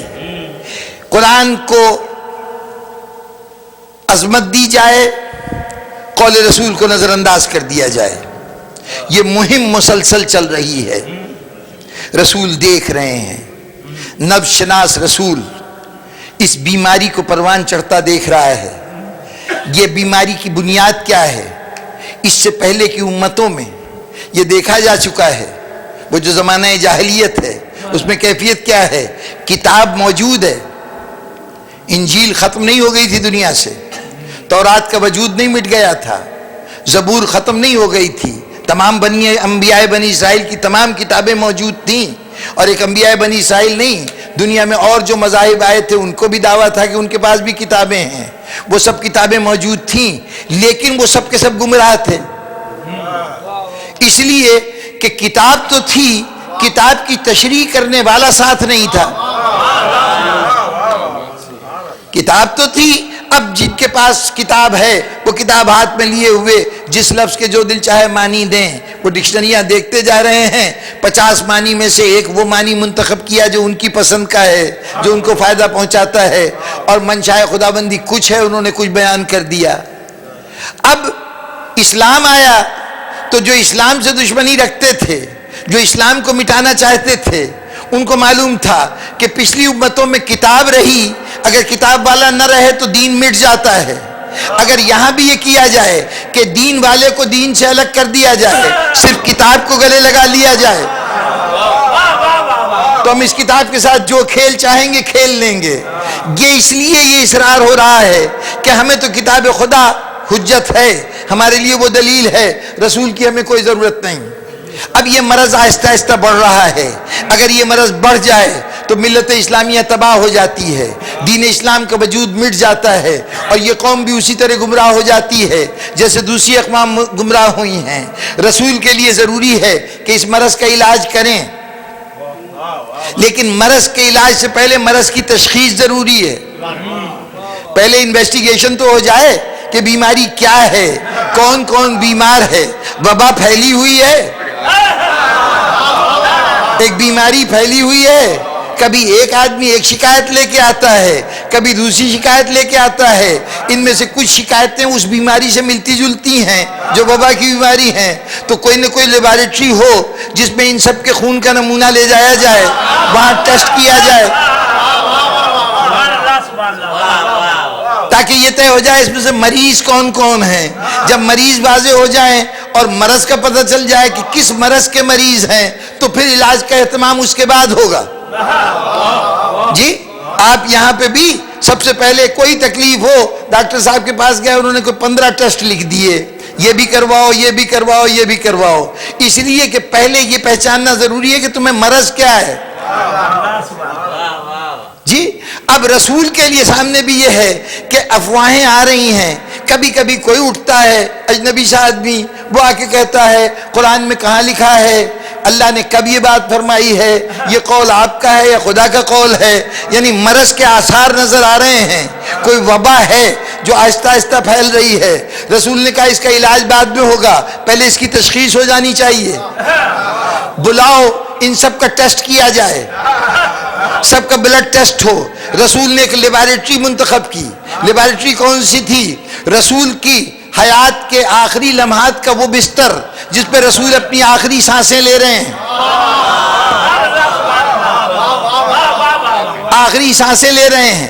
اب تک انسانیت کو ہدایت کا پیغام دینے والا, اب تک انسانیت کو ہدایت کے طریقے بتانے والا, اس نے ایک مرتبہ پھر اپنی امت کے تمام سربراہ لوگوں کو بلایا اور ان سے کہہ رہا آؤ تمہیں ایک ایسا نسخہ بتا دوں, ہدایت کا ایسا اصول بتا دوں کہ قیامت تک گمراہ نہ ہو. بس اتنا کرو کہ کاغذ قلم لے آؤ. یہ کاغذ قلم نہیں تھا, ٹیسٹ کے لیے نمونہ چاہیے تھا. وہ جیسے تھوڑا سا خون لیا جاتا ہے نا, تو یوں سمجھ لیجئے کہ کاغذ قلم نہیں ہے. یہ رسول ٹیسٹ کرنا چاہتے ہیں ہر ایک کے رویے کو, ہر ایک کے انداز فکر کو. ورنہ رسول نے پورا قرآن سنا دیا, پورا اسلام بتا دیا, کبھی کاغذ قلم کی ضرورت محسوس نہیں کی, زبانی سناتے رہے تھے. آج کہہ رہے ہیں کہ کاغذ قلم لے آؤ, ایسی تحریر لکھا دوں کہ تم قیامت تک گمراہ نہیں ہوگے.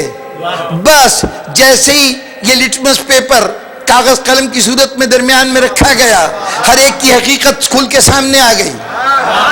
اب صورتحال یہ ہے کہ گروہ نے فوراً آواز بلند کی, ہم کاغذ قلم نہیں دیں گے. چلیے نہیں دیں گے کہ ہزاروں وجوہات ہو سکتی ہیں. کہا جا سکتا ہے حضور بہت علیل ہیں, اس میں کہاں زحمت فرمائیں گے کاغذ قلم لے کے لکھنے کی. کہا جا سکتا ہے یا رسول اللہ اس سے پہلے سارا پیغام زبانی دیا ہے, آج بھی زبانی دے دیجئے. آپ قرآن سناتے رہے, ہم نے قرآن حفظ کر لیا, تو آج جو بات آپ کہیں گے ایک جملے کی ہوگی, 2 جملے کی ہوگی, اسے ہم یاد کر لیں گے. آخر اس لکھنے پڑھنے کی کیا ضرورت ہے؟ کوئی جواز ہو سکتا تھا قلم دوات نہ دینے کا, لیکن جواز کیا دیا گیا؟ قلم دوات نہ دو. کیوں نہ دو؟ ہمارے لیے کتاب خدا کافی ہے. مرض کھل کے سامنے آ گیا, حسبنا کتاب اللہ, ہمارے لیے اللہ کی کتاب کافی ہے. یعنی ہدایت کے لیے رسول کی ضرورت نہیں. رسول یہی تو کہہ رہے ہیں نا کہ آؤ میں تمہیں ایک ایسی چیز لکھا دوں کہ تم قیامت تک گمراہ نہیں ہوگے. اگر اس پہ عمل کرو گے, اس سے تمسک اختیار کرو گے, تو اس سے اپنا کانٹیکٹ مینٹین کرو گے, تو تم قیامت تک گمراہ نہیں ہوگے, صراط مستقیم پر چلتے رہو گے. اب یہ جو رسول پیغام دے رہے ہیں, اب تک یہی پیغام تو دیتے آئے ہیں, ہدایت کا پیغام ہی دیتے آئے ہیں نا. آج اسی ہدایت کو دوبارہ رسول دہرا رہے ہیں کہ میں پھر ہدایت دینا چاہتا ہوں کہ تم اگر میرے کہے ہوئے پہ عمل کرو تو قیامت تک گمراہ نہیں ہوگے. کوئی آدمی اس وقت اگر انکار کرتا ہے کہ یا رسول اللہ مجھے آپ کے قول کی ضرورت نہیں, اور یہ کہتا ہے کہ ہمارے لیے کتاب خدا کافی ہے, تو وہ کہہ رہا ہے کہ ہدایت کے لیے رسول کی ضرورت نہیں. اللہ کی ہدایت ہماری مکمل ہدایت, اللہ کی کتاب ہماری مکمل ہدایت کر سکتی ہے. مرض پکڑا گیا, مریض سامنے آ گیا. دنیا کہتی ہے جناب وہاں مولا علی بھی تو موجود تھے, تو اگر رسول کچھ لکھانا چاہتے تھے, جن لوگوں نے لکھنے نہیں دیا وہ اٹھ کے چلے گئے تھے, تو بعد میں مولا علی کو سے کہتے قلم دوات لے آؤ اور ان سے لکھوا دیتے. جناب والا, جن پہ بیماری کا شبہ ہوتا ہے ٹیسٹ ان کا ہوتا ہے.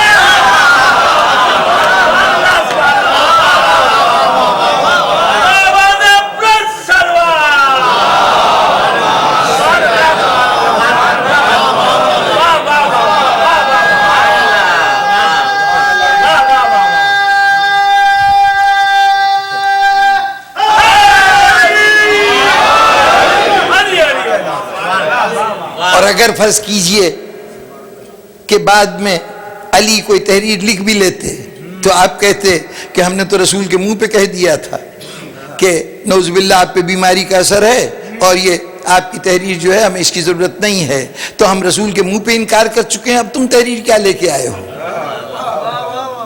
پھر یہ بحث ہوتی کہ تحریر کیا لکھوانے والے تھے؟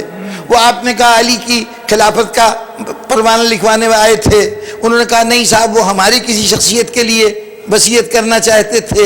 ارے بھائیو، جب قرآن کا یہ فرمان آ چکا ہے الیوم اکملت لکم دینکم، یہ فرمان خم غدیر میں آ چکا ہے کہ ہم نے تمہارے دین کو آج کے دن مکمل کر دیا، تو اب رسول جو کچھ لکھوائیں گے کہی ہوئی باتوں کے اندر کی بات ہوگی، نئی بات نہیں ہوگی۔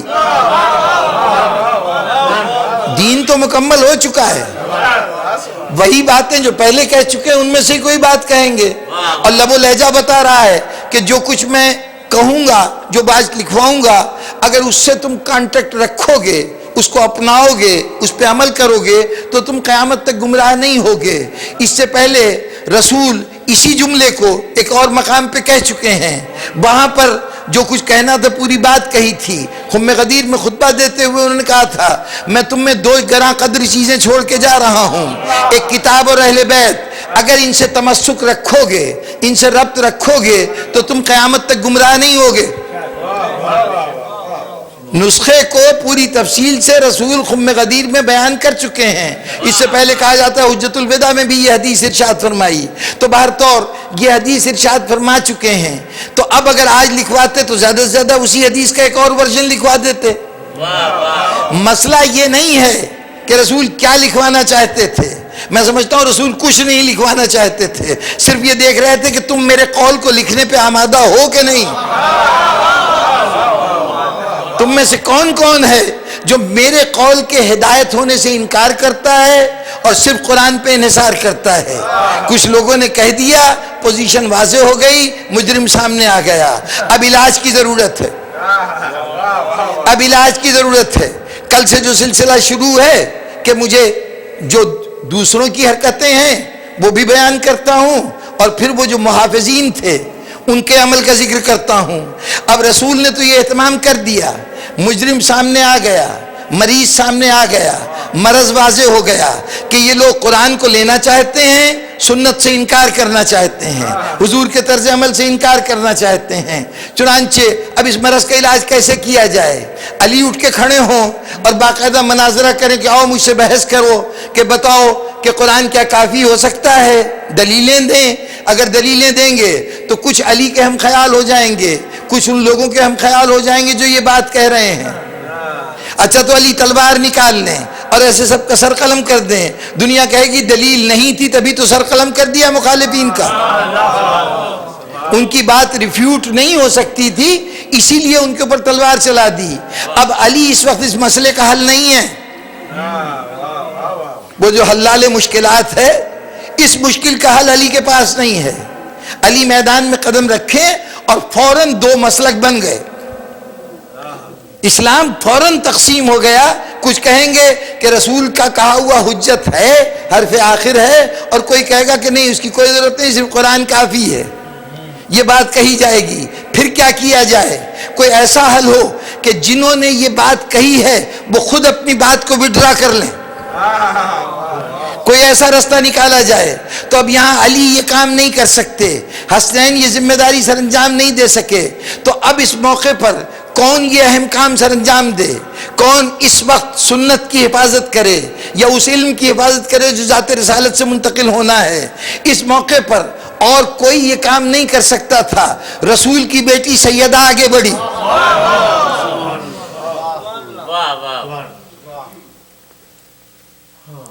مولا علی ایک کام نہ کر سکیں؟ بھائی ہر کام ہر شخص کے کرنے کا نہیں ہوتا، جو علی کا رول ہے اس رول میں اس موقع پر یہاں پر کوئی تلوار لے کے آتا علی جواب دیتے، کوئی دلیل لے کے آتا علی جواب دیتے۔ یہاں پر ایک شخص اپنا نظریہ بیان کر رہا ہے، اس نظریے کی واپسی اسی صورت میں ہو سکتی ہے جب وہ غلط نظریہ بیان کرنے والا اپنے نظریے کو واپس لے لے۔ وہ کسی دلیل کی بنیاد پہ بات نہیں کر رہا، وہ کہہ رہا ہے میں سمجھتا ہوں کہ میرے لیے کتاب خدا کافی ہے۔ اب جب وہ سمجھتا ہے تو اس کی بات کو کیسے رد کیا جائے؟ تو اس کو دلیل دے کر آرگومنٹ کر کے اس کو رد نہیں کیا جا سکتا، تلوار چلا کے اس کو رد نہیں کیا جا سکتا۔ چنانچہ اب تو ایک ہی صورت ہے کہ جس نے کہا ہے وہ کسی طریقے سے اپنی کہی ہوئی بات سے پھر جائے۔ جناب سیدہ نے کہا یہ مسئلہ میں حل کروں گی، یہ جہاد مجھے لڑنا ہے، ہر ایک کا اپنا اپنا جہاد ہے، سیدہ کا یہ جہاد تھا۔ انہوں نے کہا کہ میدان کہاں لڑائی ہوگی؟ کہا لڑائی کے لیے میں دیکھتی ہوں کہ ان کی دلچسپی کا میدان کیا ہو سکتا ہے۔ سیدہ نے دیکھا ایک باغ، نئی بنی ہوئی سلطنت، رسول کوئی خزانہ چھوڑ کے نہیں گئے تھے، کوئی بیت المال رسول کے زمانے میں نہیں تھا کہ جس کے اندر بہت سی رقم موجود ہو، نئی حکومت ہے، اس کو قدم قدم پہ وسائل کی ضرورت ہے۔ ایسے موقع پر جہاں سے کچھ مل جائے، خود اپنے پاس اگر کچھ ہوگا بھی تو وہ اس کام پہ لگانے کے لیے کوئی تیار نہیں ہے۔ چنانچہ کوئی وسیلہ حاصل ہو، فوراً اس باغ پہ نظر گئی جو رسول اپنی بیٹی کو دے کے گئے تھے۔ بیٹی کو اس باغ سے کوئی دلچسپی نہیں تھی۔ تاریخ ثابت کرتی ہے کہ سیدہ کو اس باغ سے کوئی دلچسپی نہیں تھی۔ کبھی نہ اس کے بعد سیدہ نے مطالبہ کیا، نہ سیدہ کی اولاد نے مطالبہ کیا۔ اگر کبھی پیش کرنے کی کوشش کی گئی تو رد کر دیا گیا، ہمیں اس کی ضرورت نہیں ہے۔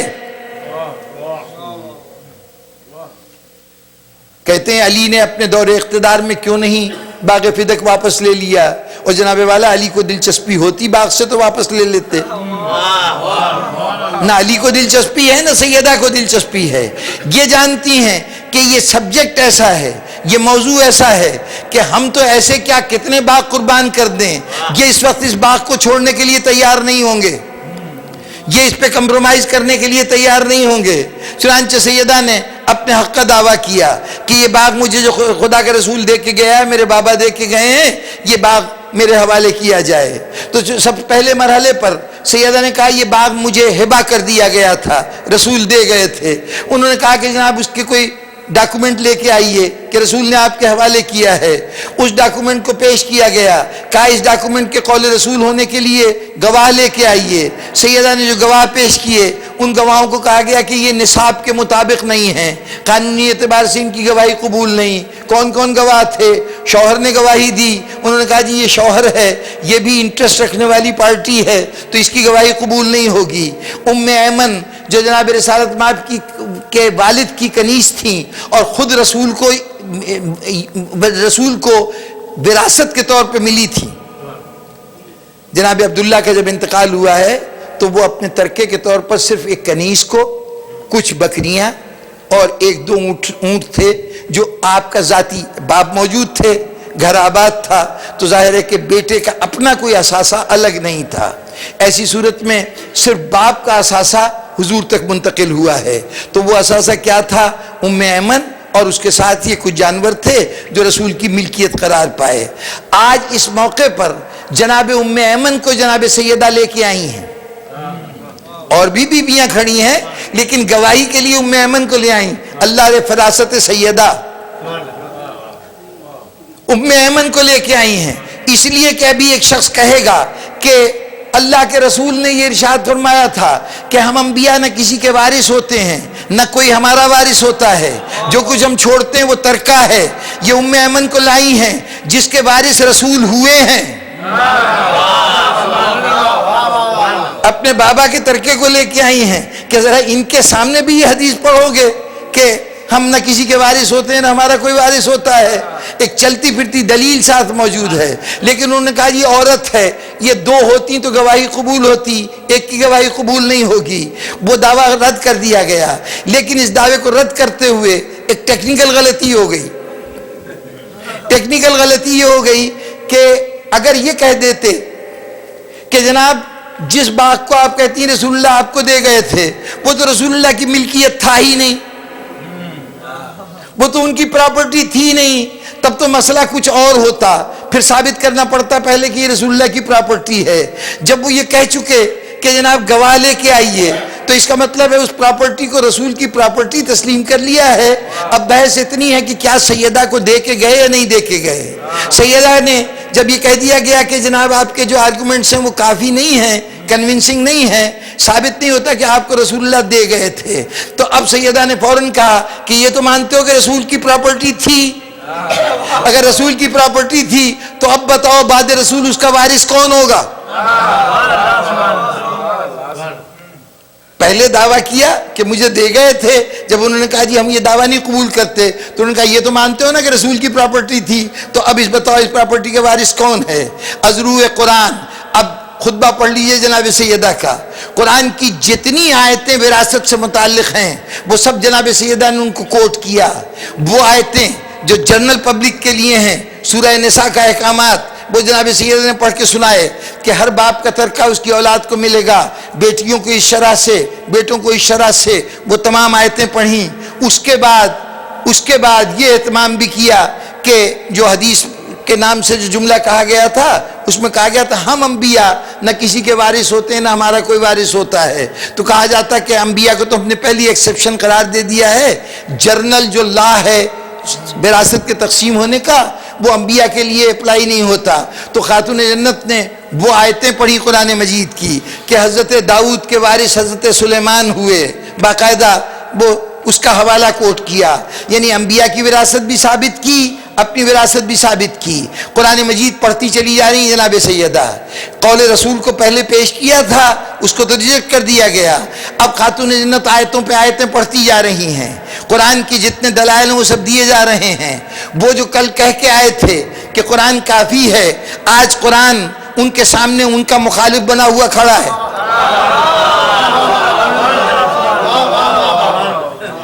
اب قرآن مخالف ہوا کھڑا ہوا ہے، تو اب کیا کریں؟ انہوں نے فوراً کہا کہ جناب رسول اللہ نے یہ حدیث ارشاد فرمائی تھی کہ ہم نہ کسی کے وارث ہوتے ہیں نہ کوئی ہمارا وارث ہوتا ہے، جو ترکہ چھوڑتے ہیں وہ صدقہ ہوتا ہے، اس لیے یہ باغ آپ کو نہیں مل سکتا۔ دنیا نے کہا سیدہ ناکام آئی، جو مقدمہ لے کے گئی تھی وہ حاصل نہیں ہوا، سیدہ محروم آئی، اور سیدہ کہے گی کہ میں تو مطمئن واپس آئی ہوں، میں جو لینے گئی تھی وہ لے آئی۔ تم سمجھتے ہو میں باغ کے لیے گئی تھی، میں باغ کے لیے نہیں گئی تھی، میں سنت رسول کی حفاظت کے لیے گئی تھی۔ کل یہ کہہ رہے تھے کتاب خدا کافی ہے، میں نے کتاب خدا سامنے رکھی، جب وہاں سے دلیل نہیں ملی تو یہ کہنے پہ مجبور ہو گئے کہ یہ باغ ہم جو حاصل کر رہے ہیں وہ سنت رسول، حکم رسول کی روشنی میں حاصل کر رہے ہیں۔ اب تم نے چاہے جھوٹ نسبت دی رسول کی طرف، لیکن تمہارے مسئلے کا حل ملا تو قرآن سے نہ ملا، رسول سے ملا۔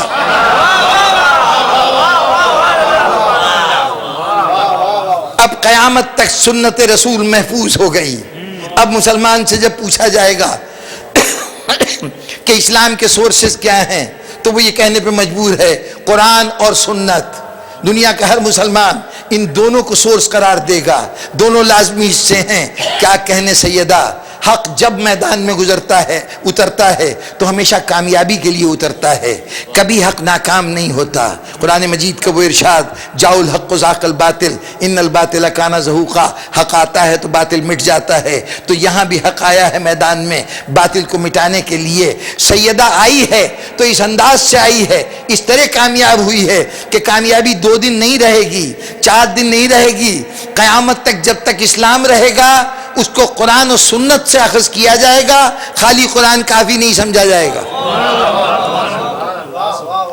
یہی کامیابی نہیں ہے؟ کتنی عجیب بات ہے۔ جو کسی قوم کا رہنما ہوتا ہے، لیڈر ہوتا ہے، وہ اگر کسی بڑے گروپ سے الگ ہوا ہوتا ہے تو جس بنیاد پر الگ ہوا ہوتا ہے وہی بنیاد اس گروپ کی شناخت بنتی ہے۔ مسلمانوں میں بہت سے فرقے ہیں، قدریہ، جبریہ۔ قدریہ وہ فرقہ ہے کہ جو یہ کہتا ہے کہ انسان جو ہے وہ اختیار رکھتا ہے، قدرت رکھتا ہے، ایک گروہ تھا ایک زمانے میں۔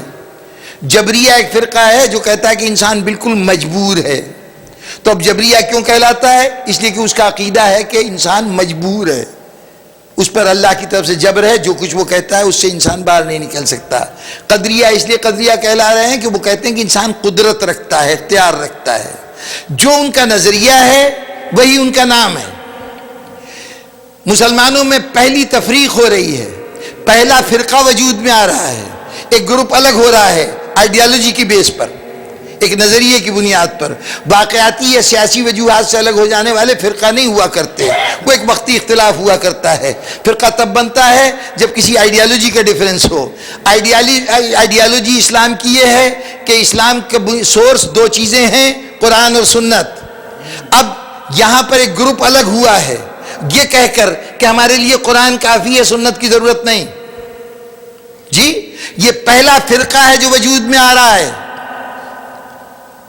اگر پچھلے سال کی تک گفتگو یاد ہو تو میں عرض کروں کہ ہمیں یہ ذہن سے ہمارے ذہنوں میں بٹھایا جاتا ہے کہ تم ایک فرقہ ہو, جہاں پہ ہم فرقہ نہیں ہیں. فرقہ وہ ہے جو مین اسٹریم سے الگ ہو کسی ڈیفرنس کی وجہ سے. تو مین اسٹریم تو وہ تھی جو قرآن اور حدیث دونوں کو سورس مانتی تھی اسلام کا. الگ وہ لوگ ہوئے جو حسبنا کتاب اللہ کا جنہوں نے نعرہ لگایا, جس نعرے کا اسلام سے کوئی تعلق نہیں تھا. اب جو ان کو مانتا ہے وہ فرقہ ہوگا, جو رسول اور خدا دونوں کی باتوں کو یکساں مانتا ہے وہ ابھی وہی مین اسٹریم ہوگا. تو پہلا فرقہ وہ تھا جس نے حسبنا کتاب اللہ کا نعرہ لگایا. اب وہ فرقہ باہر نکلا تو اصولی طور پر ان کا نام رکھنے کی باری آتی تو چونکہ قرآن کی بنیاد پہ نکلے ہیں, ان کا عقیدہ ہے کہ قرآن ہی ہمارے لیے کافی ہے, تو ان کا نام اہل قرآن ہوتا. اگر انہوں نے کہا تھا کتاب ہمارے لیے کافی ہے تو وہ اہل کتاب کہلاتے. اس بات پر فرقہ وجود میں آیا ہے کہ ہمارے لیے کتاب خدا کافی ہے, سنت کی ضرورت نہیں ہے. تو فرقے کا نام ہونا چاہیے تھا اہل کتاب. اہل کتاب سے الجھن ہوتی کہ کہیں اس سے مراد عیسائی یا یہودی نہیں ہے تو چلیے اہل قرآن ہو جاتے. لیکن نہ وہ اہل کتاب کہلائے نہ اہل قرآن کہلائے تو اہل سنت کہلائے.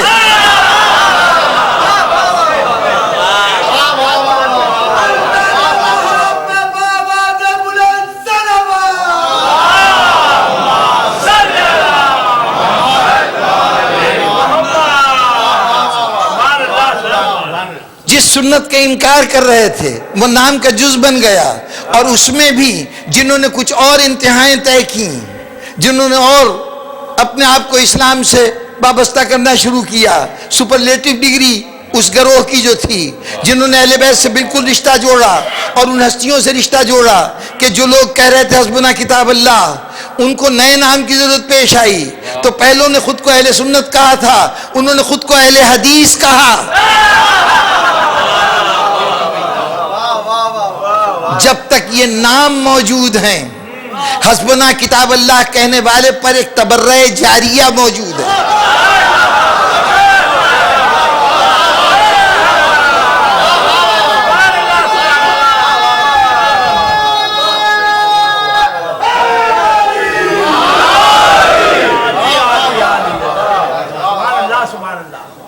یہ علم رسول کی محافظ تھی سیدہ جس نے یہ قدم اٹھایا. بس سامعین گرامی بہت زحمت دے لیا آج آپ کو. بس سیدہ آئی تھی دربار میں, صرف حفاظت پیش نظر نہیں تھی, اور بھی بہت کچھ تھا. آج ایک مرحلے پر اسلام کی حفاظت کی ضرورت نہیں, قدم قدم پر حفاظت کی ضرورت پیش آئے گی. تو یہ عجیب بات تھی, دربار میں کھڑی ہوئی تھی, بات ہو رہی تھی زمین جائیداد کی. وہ مسائل تھے کہ جن کا تعلق ان لوگوں سے ہوگا کہ جو قانون کے ماہرین ہوں, جو قرآن کی ان آیتوں پہ نظر رکھتے ہوں. وہاں پر بچوں کا کیا گزر, لیکن تاریخ نے بتایا کہ 4 سال کی ایک بچی, تقریباً 3.5-4 سال کی ایک بچی ماں کا دامن پکڑے ہوئے ماں کے چہرے کو مسلسل دیکھ رہی ہے. سیدہ زینب کو دربار میں لانے کی کیا ضرورت ہے, اس مقدمے سے کیا تعلق. کہا مجھے اس مقدمے میں صرف آج اسلام کو نہیں بچانا, کل بھی اسلام کو بچانے کی ضرورت ہوگی, تو میں تربیت تو دے جاؤں. سید زینب درباروں میں کیسے جایا جاتا ہے.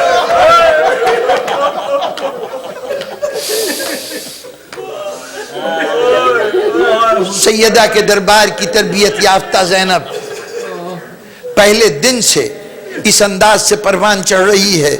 اللہ نے جب یہ بیٹی دی تو بڑے فخر سے رسول نے اس بچی کا نام رکھا زینب. یہ باپ کے لیے زینت ہے. اور حقیقت یہ ہے کہ علی اس کو اپنے لیے زینت ہی سمجھتے تھے، لیکن بہت چھوٹی تھی. جیسے ہی چلنا شروع کیا، علی کی عادت تھی ہاتھ پکڑ کے گھر کے صحن میں ادھر سے ادھر ادھر سے ادھر. لوگ کہتے بچی یہ تھک جائے گی، علی کہتے تھے نہیں، اس کو چلنے کی عادت پڑنے دو.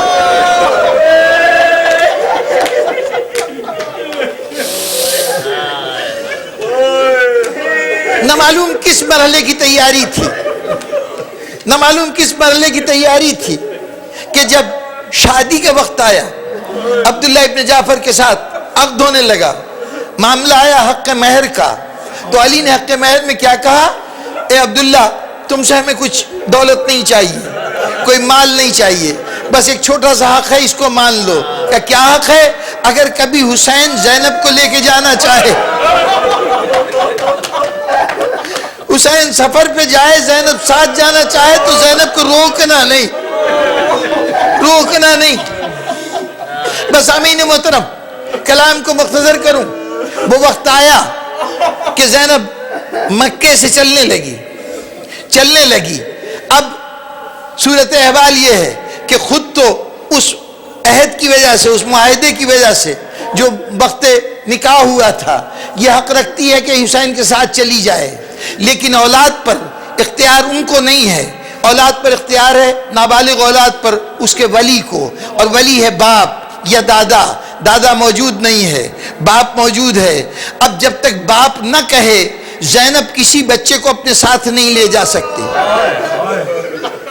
قانونی طور پر کسی بچے کو نہیں لے جا سکتی. اور حسین کا جو انتہائی محتاط پیمانہ ہے اپنے لیے اب ساتھیوں کے انتخاب کا، اس میں رضا کا، مرضی کا داخل ہونا انتہائی لازمی ہے. جس حسین نے علی اکبر کو میدان میں نہیں بھیجا جب تک علی اکبر نے خود نہیں کہہ دیا کہ مولا موت مجھ پہ آ پڑے یا میں موت پہ جا پڑوں، کوئی فرق نہیں پڑتا. جس نے علی اصغر کو میدان میں جانے کے لیے رات کو ماں سے وعدہ کیا تھا کہ لے کے جاؤں گا، لیکن خود لے کے نہیں گیا جب تک علی اصغر نے خود کو جھولے سے گرا نہیں دیا. بھلا اس حسین کو کی بارگاہ میں اپنے شوہر کے مرضی یا اجازت کے بغیر اپنے بچوں کو لانا یہ بظاہر زینب کے لیے ممکن نہیں تھا. حضرت عبداللہ ابن جعفر کچھ دن مکے میں رہے، اس کے بعد یہ مدینے میں چلے گئے. یہ مدینے میں تھے، زینب تنہا حسین کے ساتھ چل رہی ہے اس معاہدے کے تحت، لیکن دل میں خیال آ رہا ہے جب دیکھتی ہے کہ بڑے اطمینان سے لیلا کبھی اپنے علی اکبر کو دیکھتی ہے، کل ضرورت پیش آئی تو یہ قربانی دے گا. کبھی ام فروا ہر چند کے بچہ بہت کم عمر کا ہے، 13 سال کا سن ہے، لیکن اپنے قاسم کو دیکھ رہی ہے کہ کل ضرورت پیش آئی ہے انشاءاللہ حسین پہ قربان ہوگا. تو اس وقت سیدہ زینب کے دل پر یعنی چھریاں چل جاتی ہیں کہ کاش میرے بچے بھی میرے ساتھ ہوتے. مدینے سے نکلی، مکے آئی، سوچا شاید یہاں شوہر بچوں کو لے آئیں اور وہ میرے ساتھ ہو جائیں. مکے سے چلنے لگی، امید ہے شاید کہیں بچے مل جائیں. حتیٰ کہ چلتے چلتے یہ قافلہ مدینے کے قریب پہنچا. راستے میں مدینہ آتا تھا. حسین مدینہ شہر میں داخل نہیں ہوئے، دور سے حسرت بھری نظروں سے مدینے کی کھجوروں کے درختوں کو دیکھ رہے ہیں. شاید روضہ رسول کے بھی کوئی جھلک نظر آ رہی ہو. کہہ رہے ہو کہ نانا آج امت نے مجھے آپ سے جدا کر دیا، مجھے جدا کر دیا. حسرت سے ادھر دیکھ رہے ہیں، مدینے کی طرف حسین بھی دیکھ رہے ہیں، لیکن میں سمجھتا ہوں زینب بھی بار بار مڑ مڑ کے مدینے کی طرف دیکھ رہی ہے. مقصد جدا ہے. حسین تو اپنے نانا کے روزے کو دیکھ رہے ہیں، زینب دیکھ رہی شاید میرے بچے آ جائیں. اچانک اتنے میں آواز آئی، بھائی حسین ذرا رک جاؤ، بھائی حسین ذرا رک جاؤ. اس آواز کو ظاہری طور پر شاید حسین تک بعد میں پہنچی ہو، لیکن زینب فوراً متوجہ ہو گئی اور ایک مرتبہ دل باغ باغ ہو گیا. کیا دیکھا؟ عبداللہ ابن جعفر آ رہے ہیں، دونوں بیٹوں کے کاندھوں پہ ہاتھ رکھے ہوئے، بیماری کی حالت میں بڑھتے آ رہے ہیں اور کہہ رہے ہیں حسین ذرا رک جاؤ، ذرا رک جاؤ. آئے، حسین کے پاس آئے، چلتا ہوا قافلہ روکا گیا.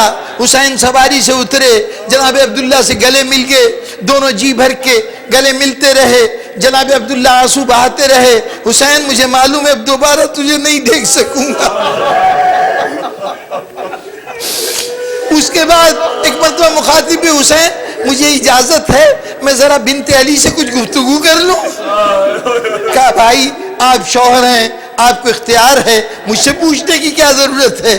جناب عبداللہ ابن جعفر آئے, زینب اونٹ پہ بیٹھی ہوئی ہے, اونٹ کے پیٹ کے ساتھ جناب عبداللہ ابن جعفر نے اپنا سر لگایا اور ایک جملہ کہا, زینب تم جا رہی ہو, جا رہی ہو. اس جملے کو زینب نے سنا, سمجھی کہ کہیں اب اس کے بعد یہ نہ کہہ دیں کہ زینب رک جاؤ, رک جاؤ.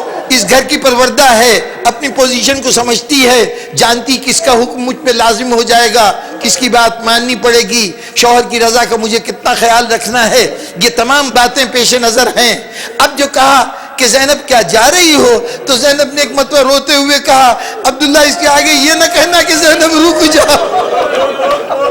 اگر یہ کہا تو اتر تو ضرور آؤں گی لیکن زندہ گھر نہیں جا سکوں گی. نہیں زینب تمہیں روکنے نہیں آیا, تمہیں روکنے نہیں آیا. میں تو اس بات پہ اظہار افسوس کرنے آیا ہوں, کاش میں کسی قابل ہوتا, میں بھی حسین کے ساتھ چلتا. بیماری نے مجھے مجبور کر دیا ہے. میں تو تم سے ایک بات پوچھنے آیا ہوں. دیکھو یہ سفر بڑا خوفناک سفر ہے, ہولناک سفر ہے. حسین دشمنوں کی سرزمین میں جا رہے ہیں. کل دیکھو حسین بڑی قیمتی چیز ہے, آل ابا میں یہ آخری فرد ہے, پنجتن کا آخری فرد ہے ہمارے درمیان. اگر خدا نہ خواستہ اس کے اوپر کوئی وقت آ گیا, کوئی مصیبت آ گئی, تو اس وقت تم کیا کرو گی, تم کیا کرو گی.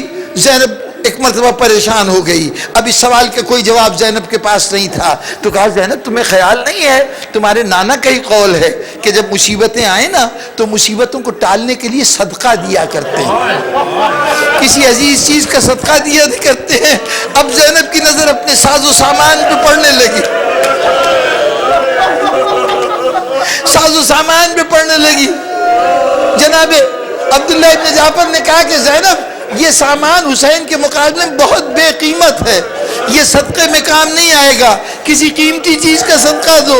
اب زینب نے کہا میں کیا دے سکتی ہوں. کہا گھبراؤ نہیں, ایک بچے کا ہاتھ پکڑا, جب مشکل وقت آئے اس کو میری طرف سے صدقہ کر دینا. دوسرے کا ہاتھ پکڑا, اس کو حسین سے اپنے طرف سے صدقہ کر دینا.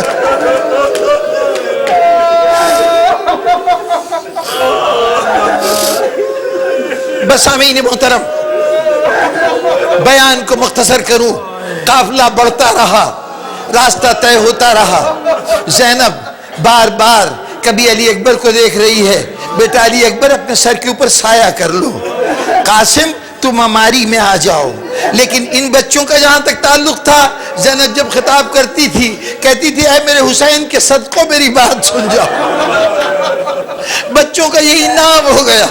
بس سامعین گرامی, روز شب عاشور آئی, زینب نے ان بچوں کو پاس بٹھایا, گلے لگاتی تھی, پیار کرتی تھی.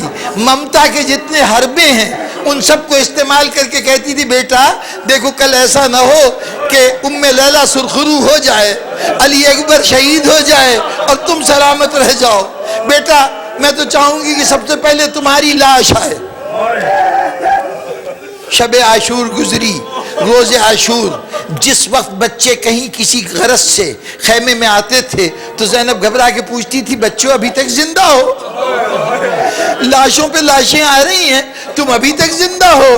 ایک مرحلہ آیا, بچے آئے, مادر گرامی ماموں نے ہمیں اجازت دے دی ہے میدان میں جانے کی, آپ کی خدمت میں سلام آخر کے لیے حاضر ہوئے ہیں.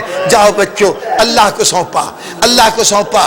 بس سامعین گرامی بات کو ختم کروں, بچے گئے میدان میں, زینب اطمینان سے فرش خاک کے اوپر بیٹھ گئی.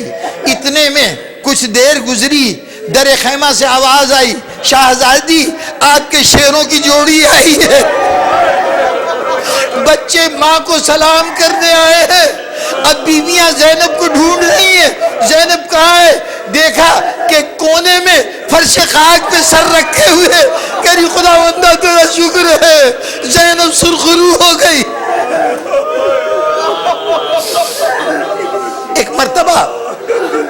ایک مرتبہ بچوں کی لاش بچوں کے جسم اندر لائے گئے. ایک بچہ دار پانی سے کوچ کر چکا ہے, دوسرے بچے کی کچھ سانسیں برقرار ہیں. اس نے ماں کی خوشبو سونگھی, ایک مرتبہ آنکھیں کھولی, ماں کے چہرے کی طرف دیکھا اور زبان بے زبانی سے کہا ماں اب تو خوش ہے نا اپنے بچوں سے, اب تو خوش ہے. زینب نے ماتھوں پہ بوسہ دیا بچوں کے, اور اس کے بعد مخاطب ہوئی عباس میں نے ان بچوں کو راہ خدا میں قربان کر دیا ہے, اب ان بچوں کو لے جا کے گنج شہیدہ میں رکھ دو. بچے گنج شہیدہ میں رکھ دیے گئے. بس سامعین گرامی, میرے کلام کے آخری جملے کہ اب اگلا دن آیا 11 محرم صبح کے وقت ابن زیاد کی فوجوں کو اپنے مردوں کو دفن کرنے کا خیال آیا. ان کے لیے قبریں کھد رہی تھیں, وہ سینکڑوں لاشیں دفن کی جا رہی تھیں. اس مرحلے پر بیویوں کو موقع ملا کہ وہ اپنے شہیدوں کی لاشوں پہ جا سکیں. جناب لیلا علی اکبر کی لاش سے لپٹ گئیں, جناب رباب جا کے ننھی سی قبر پہ بیٹھ گئیں, جناب ام فروہ قاسم کی لاش پہ بیٹھ گئیں, زینب حسین کی لاش پہ رونے لگی. اس مرحلے پر یزید کے فوج میں سے کسی فوجی نے کہا 2 بچے دیکھے, ان پہ رونے والا کوئی نہیں تھا. ایک مرتبہ مخاطب ہوا کیا یہ بچے لاوارث ہیں, کیا ان کا کوئی وارث نہیں ہے؟ اتنا سننا تھا کہ حسین کی لاش سے زینب تڑپ کے کھڑی ہو گئی. ان کو لاوارث نہ کہنا, لاوارث نہ کہنا, لیکن انصاف کرو. بھائی کا ماتم کروں, بھتیجے کرو کہ اپنے بیٹوں کا ماتم کروں. اونو محمد میں نے تمہیں اللہ کو سونپا.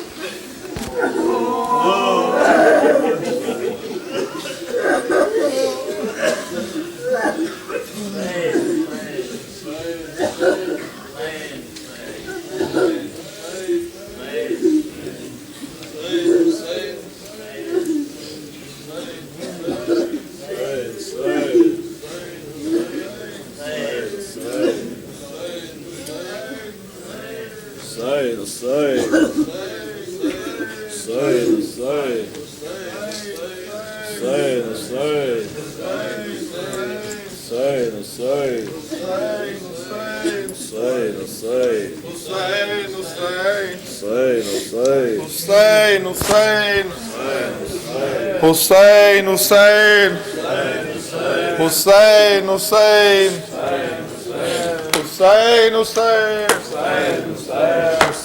حسین حسین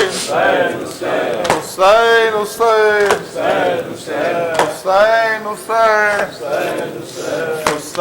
حسین حسین حسین حسین حسین کہتی تھی یہ زینب, کہتی تھی یہ زینب, یوں ماں کا مان نبھانا, یوں ماں کا مان نبھانا. اے آنو محمد, اے آنو محمد, اے آنو محمد,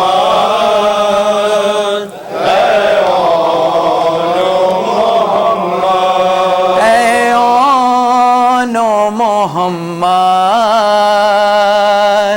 اے آنو محمد, اے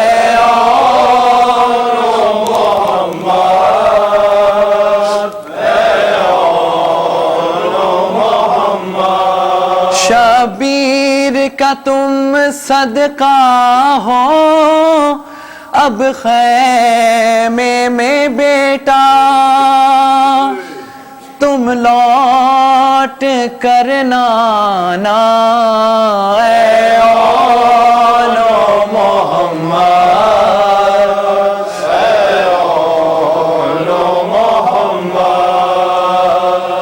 اے آنو محمد, اے آنو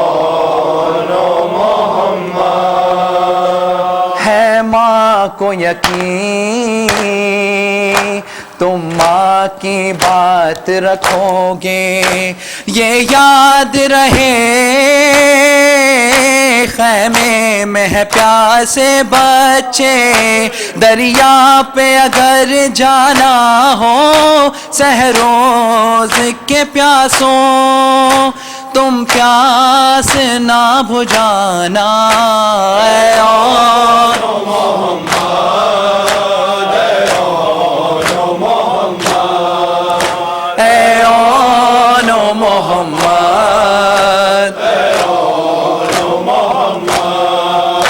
ہر حال میں تم پر لازم ہے شکر خدا کا، اے شہزادوں ہے صبر تمہارا ورثہ، فرزند ہو تم زینب کے شکوہ نہیں کرنا، جب زخم کوئی کھانا، اے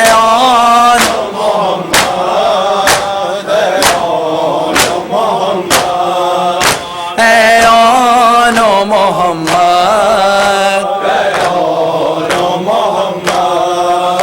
جب سانس تمہاری بچوں ہوں کرنے والی، اس وقت سرہانے آئے گی مادر میری، دل کی یہ میرے خواہش ہے اس دم میری ماں سے، زخموں کو تم چھپانا، اے آن محمد،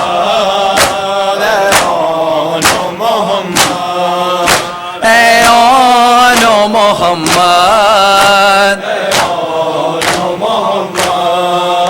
قاتل پہ کرم نانا کی طرح کر دینا، یوں لاج میرے بھائی کے نام کی رکھنا، جو واسطہ دے بھائی کا میدان پہ اس پر تم تیغ نہ چلانا، اے آن محمد، اے آن محمد، اے آن محمد،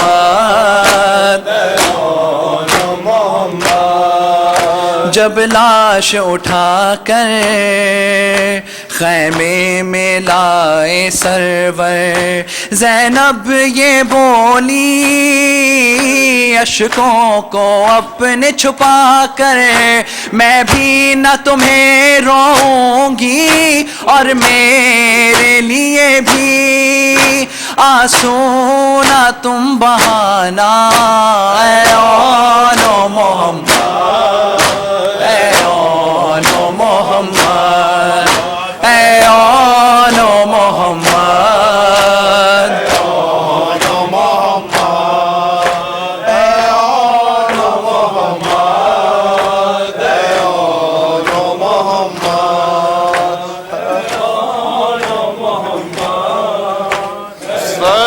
حسین حسین حسین حسین حسین حسین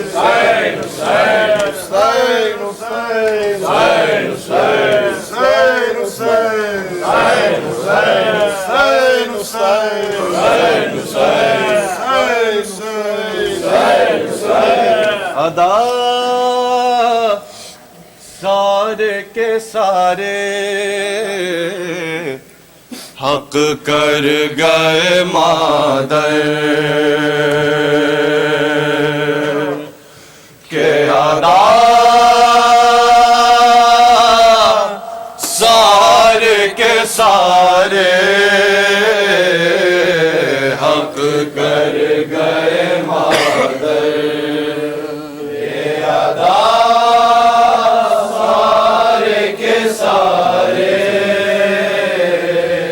محبوب پہ فدا ہو گئے زینب کے دلارے، حق کر گئے مادر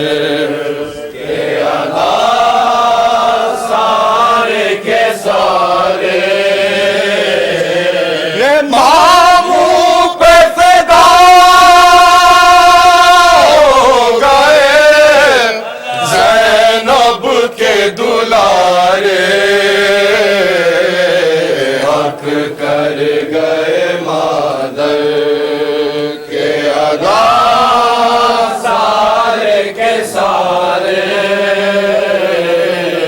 سمجھاتی تھی بچوں کو بڑے پیار سے زینب جاتی تھی بچوں کو بڑے پیار سے زینب سمجھاتی تھی بچوں کو بڑے پیار سے زینب جاتی تھی بچوں کو بڑے پیار سے زینب بھولے سے نہ جانا کبھی دریا کے کنارے حق کر گئے مادر کے ادا سارے کے سارے حق کر گئے مادر کے ادا سارے کے سارے پیاسی ہے سکینہ رہے آج یہی جان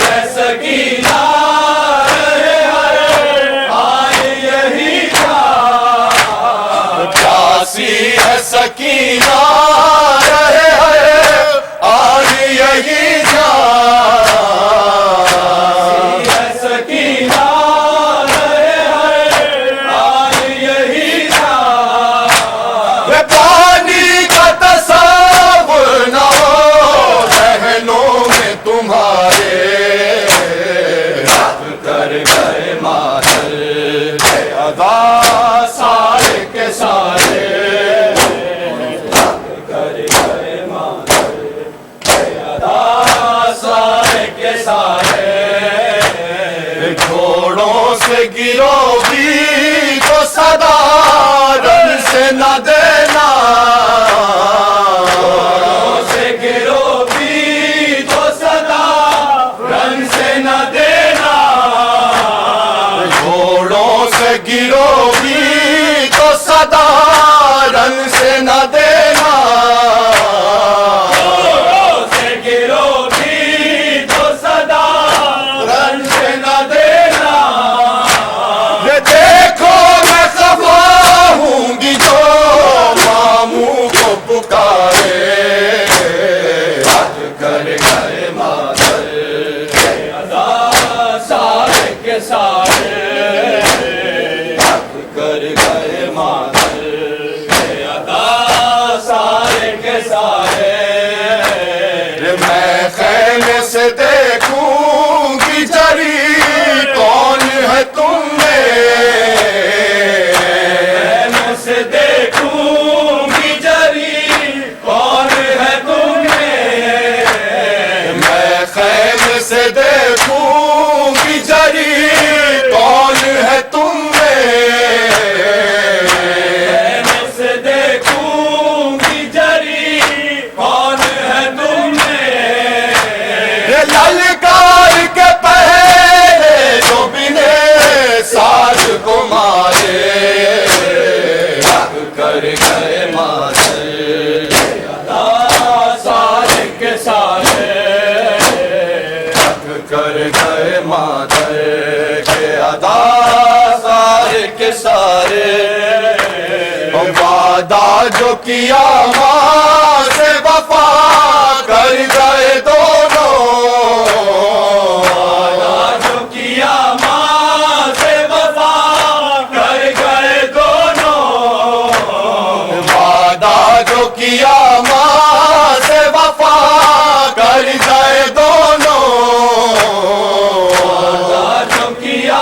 ماں سے وفا کر گئے دونوں پیاسے ہی لڑے پیاسے ہی دنیا سے سدھارے حق کر گئے مادر کے ادا سارے کے سارے حق کر گئے مادر کے ادا سارے کے سارے تک ہے زبانوں پہ علمدار علمدار